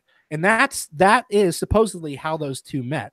But if you go looking in the occult world, of course, that is a form of witchcraft. Nailing things into a board. She's just literally putting witchcraft onto a big white wall and calling it art. She has wishing trees. You write something, you want to manifest something into reality, you write it on a little note and you put it on a tree. And then Yoko Ono comes along and takes all your dreams and your wishes, and she owns all of them. It's incredible. How doesn't she have an album like "Yes, I Am a Witch" or a song? Yeah, I mean, that's the message I got from the Yoko Ono Mandela effect. Was I ended up, "Yes, I am a witch," and I was like, "Okay, got it, God, got it." It's another, right, loud and clear. It's another warning about witchcraft. Okay. Yeah, I think the art world, just as a whole, is such a trap that I can see has a stranglehold. Well, I mean, we probably were dealt in this world, you know, more so than others in our. I don't even know what I'm trying to say. We were in this world more than others. We could see the stranglehold that it had over youth to make us just absorbed with such surface level stuff, shallow stuff that didn't have any significance. You know, like if you're stapling a trash bag to a wall and you know, moving it around and designing it, and you spend like 2 days on that, who are you helping? You know, like, are you helping anybody in the world? Are you Are you using? I'll tell you what. You're probably helping. You're probably helping Mother Earth. That's my guess. You're helping Earth. At least the bag won't be on the street somewhere. Because it's an interactive art piece, and people are picking up pieces of trash on the sidewalk, and it's a lesson about how we can all do more. Right. But in art school, I just found, like, instead of using our minds to solve issues, to tackle issues, societal issues, and to lift people out of the darkness they're in, or to expose darkness, or to do any kind of social interaction or social activism or anything like that to make a change, we're really just funneling all of our energy, you know, especially people that are in art school and stuff. You're funneling all your energy into your ego. That's straight up. That's what it is. That's exactly what it is. You're all about your own ego. I can't tell you how many people in my art school. I went to SAIC in Chicago. Everybody was doing like penis paintings. That's all anybody was doing. It was straight up demonic stuff. It was all just like overly sexual, just like garbage stuff. Now that I look back on it, it's total garbage. You're talking about women doing performance art, about like smearing ketchup on performance art. Yeah. I mean, it's just really nothing. It's not deep thought, but we all thought it was so deep because of the mystery of it. You know, the intangibility of these things. You know, and it's seductive, just like the New Age. It's intangible. It's mysterious. It's weird. It's a new frontier. But it's all about ego. It's a trap. And it's not a lot of people can acknowledge that once they've gone through it, because they've invested so much time and money, and their own ego is invested. It's at stake, you know. Yeah. Well, those trends really they really do highlight something in our culture. I'll give you guys one for film school. Is if it's all about diversity of ideas and originality, why did film school just become a bunch of people parroting Quentin Tarantino? And why are movies becoming so much more violent and more violent? HBO is just desensitizing people. I could never get my head around that one. I was like, who's going to come up with the next genre? Like, when is the next 1970s of filmmaking going to happen? That was like the question that I was grappling in my head. And so many of my peers, they just wanted to replicate what Quentin Tarantino was doing or George Lucas, to the point where they would just have lightsaber movies. And I say, you're in film school, and I understand that, like, you're learning how to do the special effects, but somebody already did lightsabers. Like, what do you, I don't get it. Like, aren't you like on the cutting edge of, you know, it's like, it's totally that's modernism. That's the dilemma. Culture. Modernism, man. The dilemma is everything's already been done. All we can do now is rehash old ideas and make new ideas from the old, but they're not new. They're just kind of like an updated, modernized, mix this with that, and then now we have this. That's new, but it's not new. It's just unoriginal rehashes of old ideas. And it's this idea that it might kind of holds credence, the idea maybe it is the end of times. Maybe we really have reached the point where it's kind of, we've done it all and we don't know what to do next.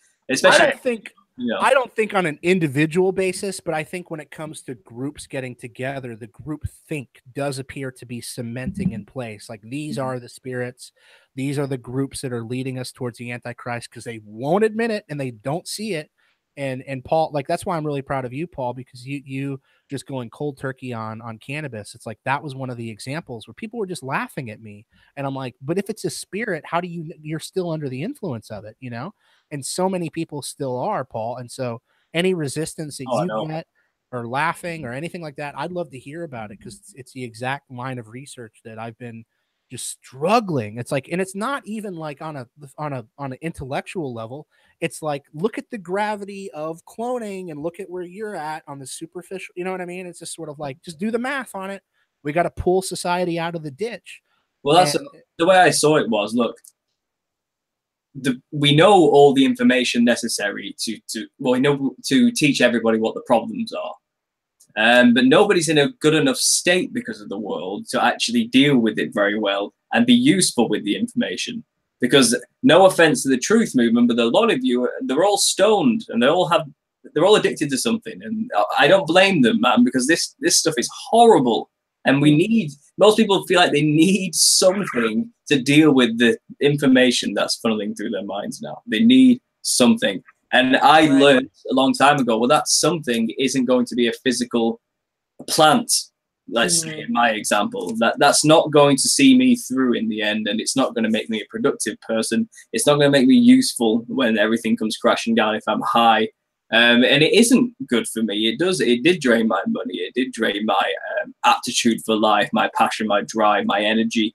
It didn't make me the person I knew I wasn't living up to my potential. That's the word I'm looking for. And we all know when we're wasting our potential, and we all feel guilty about it and terrible. And a lot of people in the truth movement, I can tell, are at that point in their life. I know because they tell me. They all tell me all the time. And when I said, look, I need to lead by example here. I have 4,000 people who are subscribed to my channel, all of them suffering from the exact same problems. I'm a hypocrite if I don't do something about this, you know. So I said, right, I'm going to stop cannabis. And there's a whole many reasons to building up to that. And you can go watch the video vlog of why I chose to do these things. But as soon as I said, you know, right, that's it, I'm done. I made the announcement, you know, right, this is it, guys, first day. Well, it was the second day and I was a mess, like, after the second day. But I was making, just hashing it out through these videos. Like, this is about addiction. It's not healthy. I'm putting it on God is basically what I said. I'm doing it for God. This needs to be done. And the amount of people who message me saying I'm doing it too. Thanks for giving me that push. You know what I mean? You're right. It needs to be done. And many people have been messaging me saying, no, I'm on day 40 as well now, these type of things. And I need to keep updates going to give them encouragement to make sure they keep stopping. But I found after the first week of the initial, getting over the hump of not having cannabis in my system, so losing sleep and having vivid dreams, now I'm here on day 40. The cravings are gone. Oh, great! I haven't gone near enough, but it feels like I've definitely been helped by God in this respect. And the support of other people as well. It seems like as soon as I said, right, I'm doing it, everything I needed to do it just came to me. The people, the support, everything just fell in place. It's like, right, you're done, Paul. You're done. It's like God said, yes, you're done with it, and it was like, gone. We'll see in a bit. And I've been around. Spirit of addiction left you. It sounds. It seems like you purged something that was controlling you in that way. It feels like it because I'm around my friends now who still smoke it, and it's like I don't want to have any of it. I'm right there, the smoking right in front of me, and most people are like tempted. It's like, no, I don't feel the temptation. It's like I've watched them. It's like, Oh, so that's wonderful. That's what I used to look like. It's like that's how I looked, and that's how I smelt to other people, and it's all just there now, quite clear, and I feel. And other people are going to notice that too. Just like you said, people that watch your channel have tried to endeavored to do this along with you, and that's wonderful. Because as Christians, real Christians, quote unquote, real, we're supposed to stand out. We're supposed to emulate. Practice what we preach, basically, and just be separate from the world and be notable because we're not like the world, and not smoking, not drinking, not having like crazy sex or like being promiscuous or whatever. Like that's just a way that we're standing apart from the world and affecting others, by standing out so much. And again, it's not sexy, necessarily. Well, I don't put pressure on the world. It's not sexy, but. The idea of the pressure on people saying you have to change now, it's kind of just start to want to change and make the effort. God will do the rest for you is what I've found. And you're not going to change overnight. It's taken me, I've been born again, I guess, 3 years. I've known about God for 5 years. And I've been smoking cannabis for 8 years. So it's taken me this long to actually stop now, to the point where I've stopped doing it. It wasn't overnight when because I was born again, suddenly I'm free from addiction. It's Christians have demons, you know what I mean? And they have to go, and they're going to go with a fight. It's just the way it is. So I empathize with people out there who have found God and still have the guilt of their addictions and the problems and the vices of this world. And it's like, you know what? I get it. This stuff sucks. This is horrible information. No one likes to learn that children are being raped on the regular and Satanists run the world. Who wants to know that? You know what I mean? Right. I get why people turn to alcohol or drugs or whatever. Is it video games, masturbation, or people talking about all sorts of addictions they have.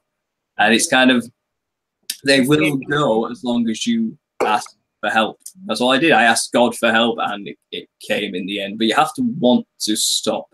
This is the thing. You have to want to. And for a long time, I was fooling myself into thinking, no, I don't want to stop because it's good for me in whatever reasonable way I could come up with it. It cures cancer, it actually gives me more inspiration, it makes me more creative or whatever excuse I had. It calms me down. It helps me get through the day. It's kind of, yes, you think that, but not really. Not really.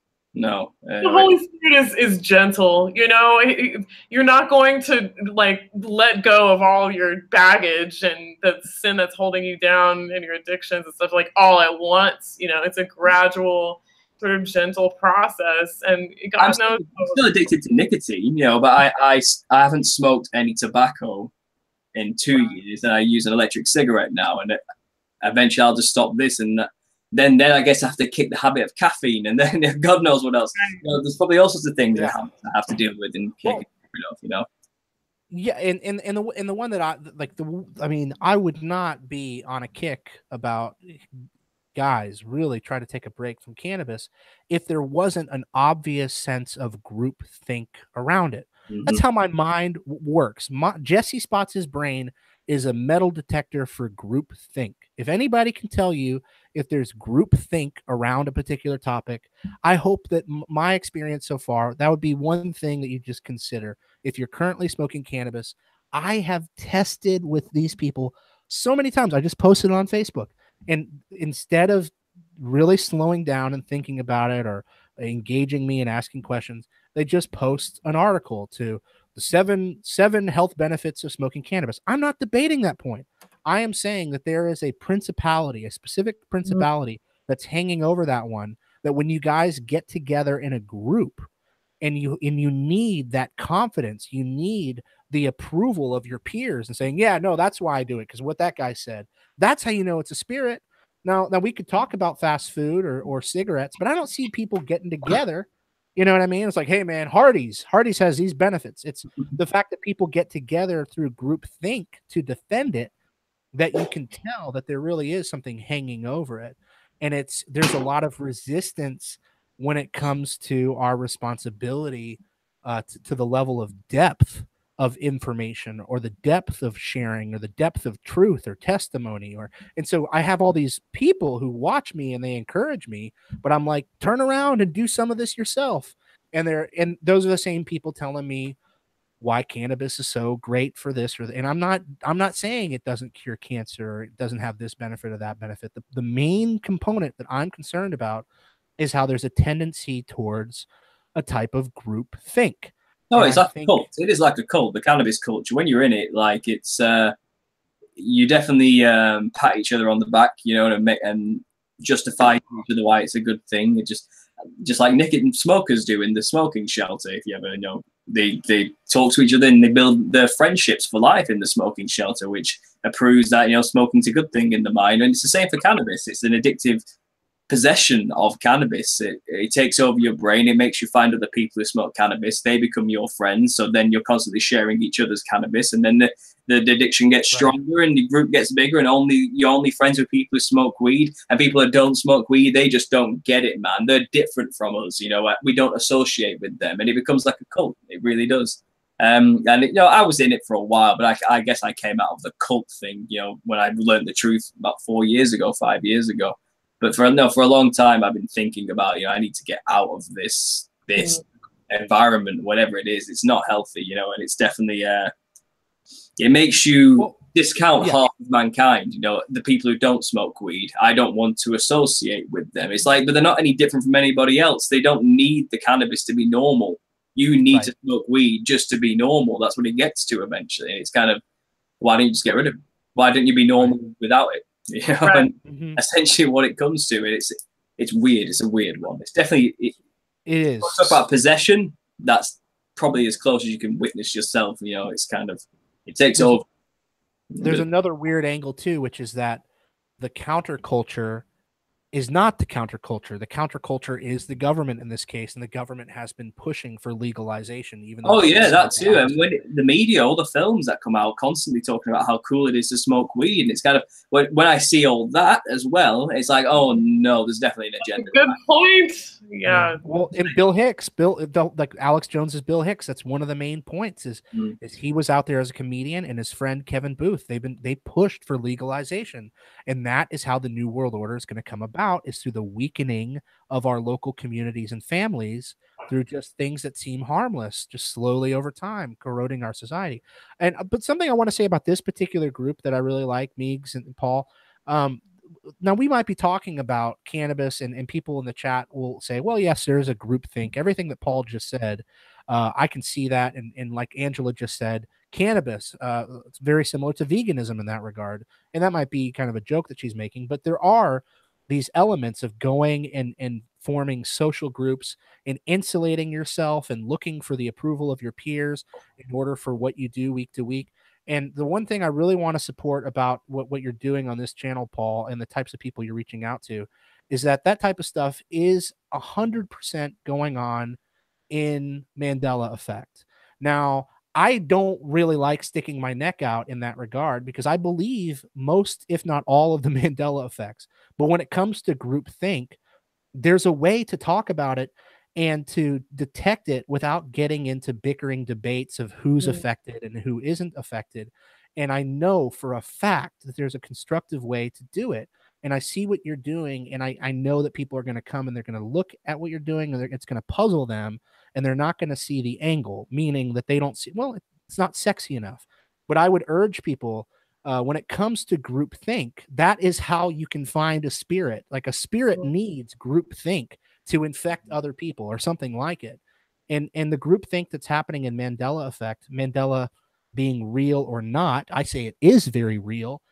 Makes it all the more unfortunate when we do succumb to group think. And there's something called an anchor memory, and that's somebody who knows for a fact, like in my case, that it was Interview with a Vampire.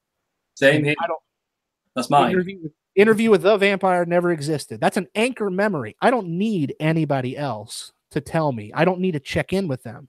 But Mandela effect, surely and slowly, is becoming people who don't have anchor memories. They're people on the outskirts who just want to fit in. And that is very dangerous because we are dealing with our memories. So I would encourage people to stick only with anchor memories and try to get scientific with it. Like I want to go to my friend Guy Fawkes and my friend Dan and go to Meegs and say, I only want you to fill this out for things that are only anchor memories for you, because I know there's a temptation to just fit in with what I'm asking you. And I'd like to see more people stand up for that type of thing, because the future of Mandela effect, well, we already know what it is. It's going to succumb to that same thing that happens in vegan and cannabis. And we could name all types of different crowds, but it's people want to feel like they're part of something bigger. Mm-hmm. And well, especially with that, because I did watch a video just yesterday from a new channel. His name has missed me now, but he was telling a story. He'll know who I'm talking about anyway. I've just subscribed to him, and he actually linked my channel, funnily enough, and he commented on our talk recently as well, Meegs. Mm-hmm.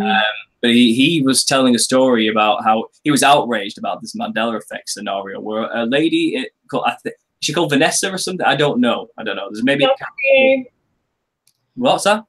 Vanessa VA. She's organizing the Mandela Effect conference. Sure, yeah, that must be her. I don't know, but either way, apparently I've heard this is hearsay. I've heard this is what the deal is. I have not looked into it. Maybe you can clarify. But if this is true, then this is just very disturbing and a good example of the cultish group thing you're talking about, Jesse. But apparently she put an ad out that she has a spare room or something like this. And a guy had called her on her show live, and she broadcast the whole thing live or something like this. And basically, he's asking, I heard you have a room spare. He's a guy looking for a place to live, you know what I mean? And she then starts asking him about, do you know about the Mandela effect? Do you know about this? Do you believe this? Do you believe that? And eventually he was like, okay, you're starting to creep me out now. Forget about the room. I'll see you in a bit. And then she started to berate him, saying he's crazy, that man is crazy, that man is evil, and basically demonizing the people who don't know as though they are something different to them, like not human, dehumanizing those who don't know about the Mandela effect, essentially. And this guy, I was watching a video, was sat there and he was like, man, I'm in disgust about this whole thing. Like, what is she doing? That's crazy. Like, she's being crazy. So luckily, he wasn't falling for the group think, though he believes in Mandela effect. But if that Vanessa woman actually did something like that, like, it's just another example of the truth movement having very poor leaders handling delicate information terribly. Like, just not being I mean, that's the thing it's just the way that we're built. We are built we want to be a part of something bigger, and especially in dealing with time. Time it drones on and on and on from week to week. And Mandela effect is very meaty, and it's definitely, it stands out as being totally a stark contrast from anything else in our life. So it's only natural that people are coming together and they're crisis bonding through it. And that's where these examples are going to start happening more and more.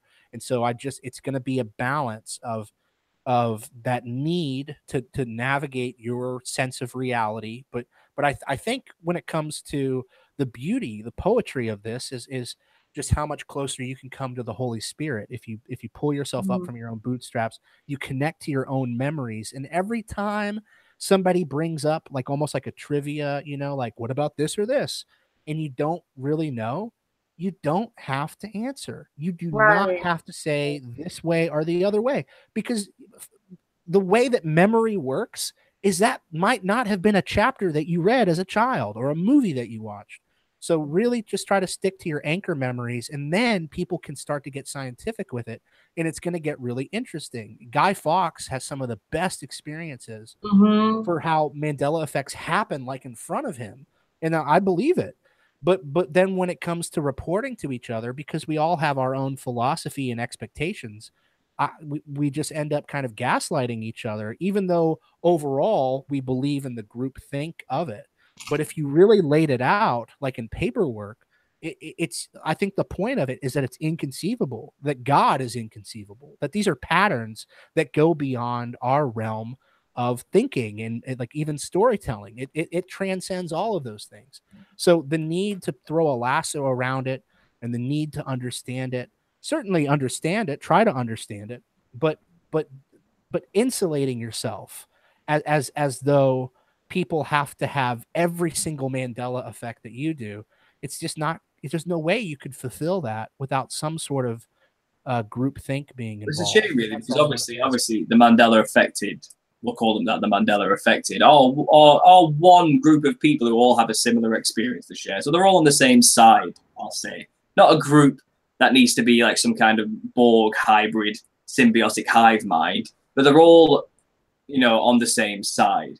Yet it sounds to me like there's a lot of infighting and backbiting and fraction of factions and fractured relationships and arguments within this group that should all be really on the same side and listening to each other. And it's not very dissimilar from the many factions of Christianity that exist in the world, all pointing at saying, you're evil, you don't believe in God the way I believe in God, therefore you must be wrong, and I'm going to heaven and you're not. It seems to happen with when a group gets too big for itself, and when we're dealing with concepts that are incredibly complicated and beyond our tiny minds, let's admit that's what they are. This is way beyond Mandela effect. We don't even know why it's happening. We just know it is. We haven't got a clue what's going on, really. We have many theories and ideas, and when it comes like talking about concepts of God, there are certain things we do know for fact, obviously, but then it just breaks apart when it gets too big for itself to handle, and people start. They should all be on the same side, but they're not for some reason, and maybe it's the divide part of the enemy. It's unfortunate, isn't it? We're all equally oppressed by the same system of control, and we're all going through the same thing. It's sad that there is so much contention in between fellow sufferers, fellow affected. The group think is dangerous. I mean, I'm all for being an individual as well. I mean, I'm not myself a part of any truther group.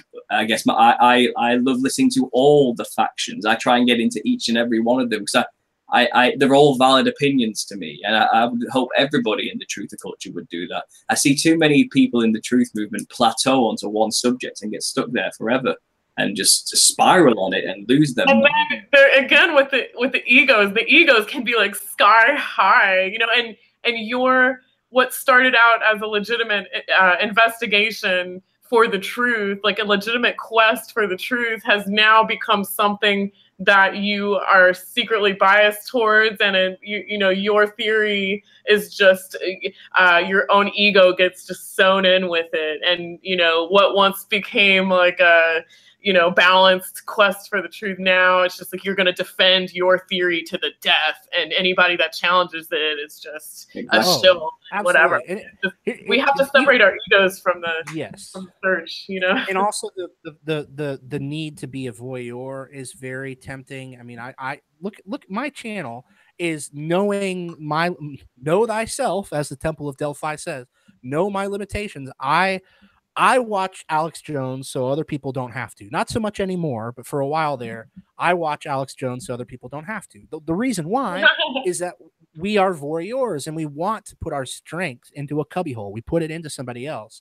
And that's just my way of showing people, look at the falling away that's happening in the Trump camp or the conservative camp. There's going to be this collision between conservatives and liberals, and here's where it originated from. Well, the same goes for these very small, modest, or larger conspiracy channels, such as, we'll just say Richie from Boston, just because of its relevant at the time right now. But know that need to be a voyeur. Know that it comes up. Know when it comes, like when you're the most stressed or the most lonely or the most depressed, when you need a friend. If you want to learn more about yourself, if you want to go to the next level, just try for a week, change the setting on your own YouTube channel and monetize it. Go into your Google Analytics and see how much of a mind F that is. Because you start thinking about YouTube completely differently. You start thinking about, more people like my channel when I talk about this, and you just completely abandon anything. Right. I mean, you become a whole different person, and you have to start pretending like that's the stuff that you like and that you want to talk about. Like there are, right. I don't want to talk about anything I'm not specific, but let's say that there was a conspiracy theory about people who've been electroshocked to death. You know, you would go to your ad revenue and you'd say, I got the most views, I got the most likes when I talked about Michael Jackson being in electroshock therapy. So your next video probably has a good probability of being something like, was Britney Spears electroshock therapy? These lists and these very sexy sort of bar trivia things get a lot of people engaged, and it also helps with ad revenue. And if you want to get your head around it, just try it yourself for a week and see what the temptations are, so that you can then, as a voyeur, turn around and understand from a marketing point of view what you're looking at, because that's what so much of YouTube is. In addition to what we're already talking about, types of falling away and groupthink, Richie from Boston's a perfect example. That a call for an uprising and Richie from Boston are having this back and forth type of thing. I would expect that trend to continue. I'm not being personal to Richie from Boston, but there are people who have been sort of distracted away from things that they should be doing in their life, me included, okay? And they're not going to be able to handle the real thing that they should be doing, whether it's their children, whether it's their job, whether it's some project that they have a contract for, and they're going to end up fighting and having this infighting and bickering. That trend is going to rise over the next month. I predict. I think it's only natural that's going to happen. And then people are going to try to hijack on that drama, and it's going to get kind of confusing too. So just play around with it, test, and think about those types of temptations, because all your favorite truthers could end up being a bunch of drama queens. We'll find out. Well, I've monetized my channel ages ago, and I don't make any money at all. In fact, I have like 130 videos or something like that, maybe 150 now. Half of them aren't visible in when you put it in that mode. What's it called? It's like a mode where restricted mode. Half of them disappear. Only about 30% of the videos are monetized, and the ones that are monetized don't get the views. And the rest of them, I think about 70% aren't eligible for, they're not advertiser friendly. That's what it says. Like, these aren't suitable for ads. But then they put ads on videos which are just ridiculous. It's like, why did you put an ad on that one? Why did that one, advertisers care about that one when this one's getting over 60,000 views? What are you talking about? Like, it's just gibberish. And I've realized I haven't made any money off ad revenue in about a year, because I checked AdSense recently. It's been stuck on £46 for 8 months, and it hasn't been increasing every month. It's just staying there. And you have to reach £60 before I even get anything from it. And it hasn't moved. I forgot about it because I have a job, you know what I mean? I don't rely on YouTube for my income, so I don't care. Well, what I'm saying is what I make isn't dictated by the money I'm going to earn. No. My content is what I want to talk about, what I think will help people, you know. You'll have a live stream, and like I'll come to your channel, and you're like, you might look at the comments for the live, you know what I mean? It's clear, like, well, that's one of the things I like about you is you're just like, you're like a tree stump, just set in your ways of like standing firm, and you couldn't give 2 Fs, you know what I mean? And it's just like, oh yeah, I love that. That's great. And just, you know, I mean, yeah, the fact that you're younger and the fact that you know that your generation's got kind of one of the hardest paths. I mean, and the fact, you know, I wonder how many of them actually appreciate what you're doing. And it's just like, well, I'm 26. I mean, I'm not. You know, No, I'm not Are mature you enough. 26?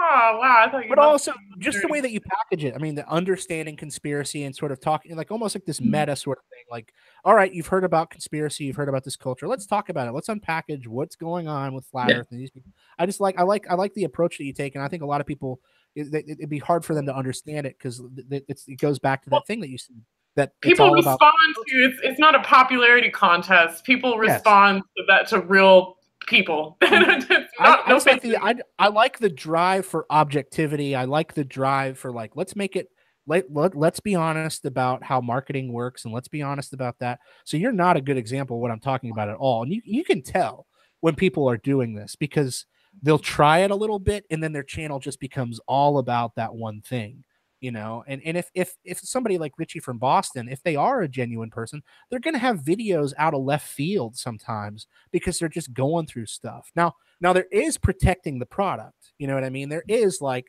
not doing too much stuff out of left field because you're just trying to maintain the overall kind of, you're protecting what you're, you know, giving about disclosure and testimony. That's the challenge that Meegs and I would have. But overall, just like only covering flat Earth or only covering cloning, it's like that's so tempting to just come up with the next sexy theory. Wouldn't you And just get bored? I would get so bored doing yeah, that. that's I like need stand-up more comedy. I couldn't do information to that. keep myself going. Like I thrive off this stuff. It's my artwork. This is my university baby. This is everything I needed. Like this is my life. Well, not my life, but it's what I do to think. You know, and it's how I get that I thought. would get bored. I mean, that's the thing. I don't get it. I don't get it. I don't know. But yeah, and I just wanted to say that as far as where I think there's going to be a lot of weird stuff going on because of those types of drives too. And that people who are doing that, if they don't necessarily have a real foundation in integrity or a drive for integrity like journalism used to be, then it's just gonna, like, people will just abandon their like Right. they'll just be gone one day, or my family made me, you know, all that stuff's gonna start happening. All that stuff is people, like, people are being backed into a corner and they're looking for a place to lash out that's not the one thing that they should be doing. Mm-hmm. And I want to thank Meegs in particular today for talking more about cloning than she normally would. I think that's a big challenge. I mean, it's sort of a traumatic obstacle that people have to face. Not everybody, but just as many people are willing to do it. I want to thank you, especially the REM consciousness transfer. If you can look into Yeah. that, what people's claims are. I've got stuff on my channel. Donald Marshall has interviews. There's stuff written about it. There's an ebook on it that I can get people to try to piece together this mess of experiences that we opened up talking about. Where, you know, now we're kind of talking about YouTube trends, but Oh, absolutely. Yeah, we got to practice what we preach too. If we expect other people to be open to what we're bringing to them, which is like fresh and new, or just slapping them in the face with it, then we have to be open-minded about anything and everything. We can still line it up to an ultimate truth, but I mean, we should, if we're in the truth community, it's all about, you know, having an open mind, not so much that your brain spills out, but dealing with information that's presented to you, always listening to people. So thank you for bringing it to, you know, to my attention. And I have heard stuff like EEG, like heterodyning and cloning, it's brain cloning, like brain to computer interface and stuff like Robert Duncan talks about. So it's not a stretch that, you know, anything you're talking about would be. well, I'd love like an email sometime, you know, about stuff Yeah. that kind of dips into it, where it's like gets confused. It's like, is this MK Ultra? Or is this cloning? I would love to like Paul, like that's how Paul and I met, or that's how Paul and I started interacting. And that's going to be the next step, is that people who, you know, they're balancing how much the truth needs to come out versus what they are trying to achieve in their private life. And I think this type of networking is going to bring about the next level of disclosure. So feel free to email me about anybody who comes forward. And you know, it always comes down to why are they doing it? Are they doing it for the right reasons? Are they doing it? You know, some people want to become the next esoteric god of the cloning centers or whatever. But you know, but all that aside, I that's what's got to happen is just kind of parsing through all of that. And so Right. it's awesome. awesome to meet you and get to talk to you about. Oh yeah, it's great to meet you too. Yeah, so wonderful. Yeah, I would definitely want to keep in touch with you both. How long have we been going for? We managed to talk for 2 hours, I think, haven't we? 2 hours and a bit. Wow. Yeah, right. Well, I guess we should wrap it up then, guys. It's wow. It flies by, doesn't it, when you talk about? Oh, hey, Paul, can we do the mandatory thing that you're probably sick of? That is not a Kabbalistic thing. That means something personal to you, right? The little Saturn looking deal. What's your logo all about? Oh, the logo. Well, I have a video if you want to go find out why I came up with it. Like, it's called Understanding My Logo. But I'll give you a brief summary. It's inspired by a film I saw at university called Symbols of an Alien Sky.